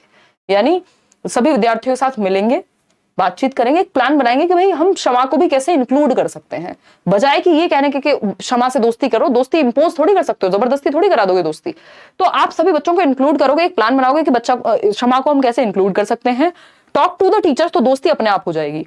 Talk to the teachers to make sure that what is taught in the class is understood by Shama. आप टीचर्स से भी बात करेंगे कि शमा का विशेष ध्यान रखा जाए, उसको इंक्लूड किया जाए, उसको भी चीजें समझ में आए, इस तरह से पढ़ाया जाए। तो सी और डी यहां सही है, जो कि सी ऑप्शन में है, यानी 60% लोग सही उत्तर दे रहे हैं। समझ आ गया ना? ऊपर के दोनों ऑप्शंस बेटर नहीं थे और चारों हम इंक्लूड कर नहीं सकते। क्वेश्चन नंबर 30 है, आखिरी सवाल आज का। Using text books as a resource in EVS, यानी टेक्स्ट बुक क्या है? एक रिसोर्स है, और हम पर्यावरण अध्ययन की कक्षा में टेक्स्ट बुक को, पाठ्य पुस्तक को जब एक संसाधन के रूप में इस्तेमाल कर रहे हैं, प्रयोग कर रहे हैं, तो इससे क्या होगा बताइए। पोल वाली मैम हैप्पी बर्थडे, ये कहां से शुरू हो जाता है? कुछ भी, हर दिन किसी का भी बर्थडे मना लेते हो यार, हैं? अभी गया उसका बर्थडे 21 मार्च 11, भगवान बचा लेना। हाँ 21/11 को निखिल का होता है, मेरा एक फ्रेंड है, याद आ गया मुझे। मतलब मुझे 2 बर्थडे याद आए मार्च में, सोमी का भी तो होता है। चलो खैर, अब देखिए सेम डे होता है क्या? नाइस, एक दिन आगे पीछे, चलो खैर कोई बात नहीं। तुम्हें तो गिफ्ट भी दिया था इस बार, इतना सा नाइस। देखिए, using text books as a resource in EVS teaching learning, यानी अगर पर्यावरण अध्ययन के शिक्षण अधिगम में संसाधन के रूप में पाठ्य पुस्तकों का क्या प्रयोग होगा? देखिए, is less effective in development of process skills, यानी कि भैया जो प्रोसेस स्किल्स हैं, यानी थिंकिंग स्किल्स ठीक से डेवलप नहीं हो पाएंगे बच्चे में बुक का इस्तेमाल करके। Provides an opportunity to include everyone, यानी सबको सम्मिलित करने का अवसर प्रदान किया जाएगा बुक्स के द्वारा।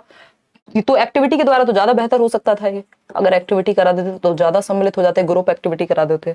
प्रमोट्स कोऑपरेशन अमॉन्गेस्ट लर्नर्स, कोऑपरेशन भी ग्रुप एक्टिविटी से ही होता, ग्रुपिंग से कोऑपरेशन ज्यादा बेहतर होता किताब की बजाय। इज एब्सोल्युटली नेसेसरी, हाँ भैया नेसेसरी है, नितांत आवश्यक है, बट दैट डजंट मीन कि सिर्फ टेक्स्ट बुक ही नेसेसरी है। तो बेटर ऑप्शन है प्रक्रिया कौशलों के विकास में कम प्रभावी है, यानी less effective in development of process skills, यानी वो स्किल्स, ऑब्जर्वेशन की स्किल, आपकी इन्फरिंग की, निष्कर्ष पे पहुंचने की स्किल, आपकी क्लासिफिकेशन की चीजों को बांट कर पाएगा बच्चा जब उसको रियल लाइफ में दोगे चीजें, है ना, तो एक्टिविटी से बढ़ेंगी वो सब भी, ठीक। आपकी थिंकिंग स्किल्स, ये सब क्या है, ये आपकी एक्टिविटी से या रियल लाइफ एनवायरनमेंट में ले जाने से बच्चे की डेवलप होंगी, ना कि सिर्फ टेक्स्ट बुक से। तो आपको ध्यान रखना है, एक्टिविटीज को भी इंक्लूड कराना है, और text book is one of the resource in the classroom, यानी पाठ्य पुस्तक कक्षा में बहुत सारे संसाधनों में से एक संसाधन का रोल प्ले करती है, ना कि एकमात्र संसाधन का, यानी text book is not the only resource in the classroom, ठीक है ना।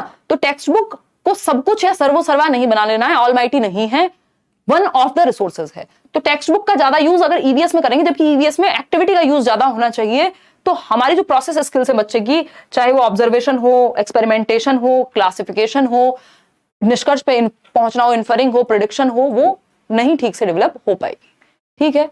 अब बात सही है, हाँ देखो कोई कह रहा है कि ओ माय गॉड पहले कोई आंसर नहीं दिया था सही, अब सब चेंज कर रहे हैं, हाँ इसी को चीटिंग कहते हैं बीके सुगंधा।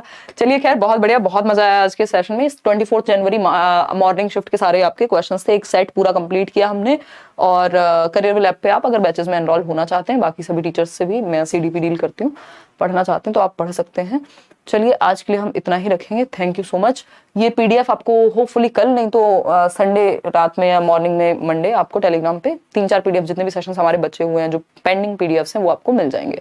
अब मैं जाके चाय पी लेती हूँ, नहीं तो चाय ठंडी हो जाएगी, और ठंडी चाय में मजा आता नहीं है। डिनर आज, अच्छा डिनर का आज डिनर कहाँ से होगा, मैं उठी 6 बजे हूँ, देखो एक बार। तो लेट्स लर्न स्क्वाड ये टेलीग्राम चैनल है, होपफुली मुझे बहुत मजा आया आप लोगों के साथ।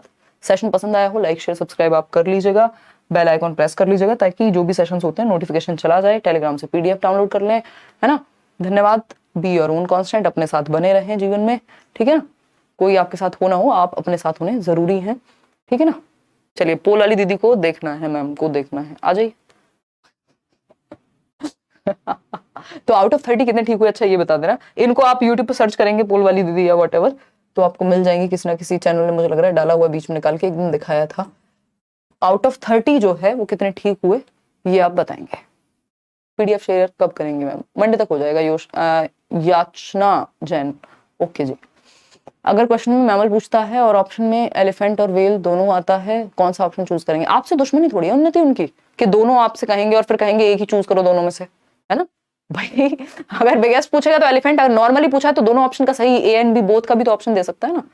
तो आपसे दुश्मनी नहीं है उनकी, डोंट वरी, कि आपको फेल करके ही मानेंगे, है ना। मैं आपका बर्थडे कब होता है? 10 सितंबर। चलिए 10 सितंबर उदय सर की क्लास होगी शायद मंडे ट्यूसडे, अभी वो घर गए हुए हैं वीकेंड पे पूरे ऑफिस की छुट्टी होती है, मैं देखो आपके साथ खड़ी हुई हूँ, मजा आ रहा है बहुत। चलिए खैर, आज के लिए इतना ही, धन्यवाद, थैंक यू सो मच। ये सारी प्रीवियस प्लेलिस्ट देख लीजिए, ईवीएस की अलग अलग सब्जेक्ट की मैराथन सेशंस देख लीजिए। 26/30 4 क्वेश्चन रॉन्ग हो गए हैं। पेडागोजिकल क्वेश्चंस को अच्छे से पढ़िए, वो अगर आप वो देख लेंगे ना मैराथन, जिसमें पेडागोजी की भी मैंने एक मैराथन ली हुई है, आपके बहुत सारे क्वेश्चंस गलत होने से बच जाएंगे, सॉरी। और ये मैं पहला सेट देख रही हूँ ऐसा अपने जीवन काल में जिसमें ईवीएस की थीम के बारे में एक सिंगल क्वेश्चन नहीं है। मतलब ये इन्होंने अपनी मर्जी से अलग ही तरह के क्वेश्चन बना दिए हैं। पेडागोजी हालांकि इसमें अच्छे लेवल की है, मतलब ठीक ठाक लेवल भी है, और पेडागोजी के 15-16 क्वेश्चन हैं। बाकी में इन्होंने कॉमन सेंस वाले क्वेश्चन या कुछ एनसीईआरटी से जोड़ दिए हैं। ना तो इसमें ट्रेन पूछा, ना इसमें डायरेक्शन पूछा, ना इसमें मैप पूछा, ना इसमें थीम्स ऑफ ईवीएस पूछा, ना इसमें इंटीग्रेटेड लर्निंग पूछा। तो ये 5 टॉपिक तो ऐसे हैं जो हर पेपर में आपको देखने को मिलते हैं और इस सेट में नहीं पूछे गए। वो आगे आने वाले सेट्स में डिस्कस करेंगे। मंडे को, कल संडे है, हो सकता है मैं छुट्टी करूं, हो सकता है संडे वार्ता लूं, इंस्टाग्राम पे क्वेश्चंस पूछ करके, तो हो सकता है, अभी उस पर मैं श्योर नहीं हूँ। इसके अलावा मंडे को हम मिलेंगे 9 बजे, पूरी कोशिश है 9 नहीं तो 9:15, 9 बजे मिलेंगे और हम करेंगे वाइगॉस्की को डिस्कस, ठीक है ना। संडे को क्लास नहीं होगी, संडे को आप आराम करें, बस बातें करेंगे हम, अगर चर्चा करेंगे, डिस्कशन करेंगे, संडे वार्ता उसी को कहते हैं। अगर हुआ तो हो सकता है छुट्टी भी कर दूं मैं, क्योंकि यार एक दिन तो मेरे को भी चाहिए, बहुत बैक टू बैक क्लासेस हो रही हैं अभी, है ना। पोल वाली मैम से परिचय कराएंगे, अभी सीटेट पढ़ लो, अंत में कराएंगे। चलिए ध्यान रखिए, take care, bye bye, good night. कोई और विचार हो तो आप कमेंट्स में बता दीजिएगा। Thank you so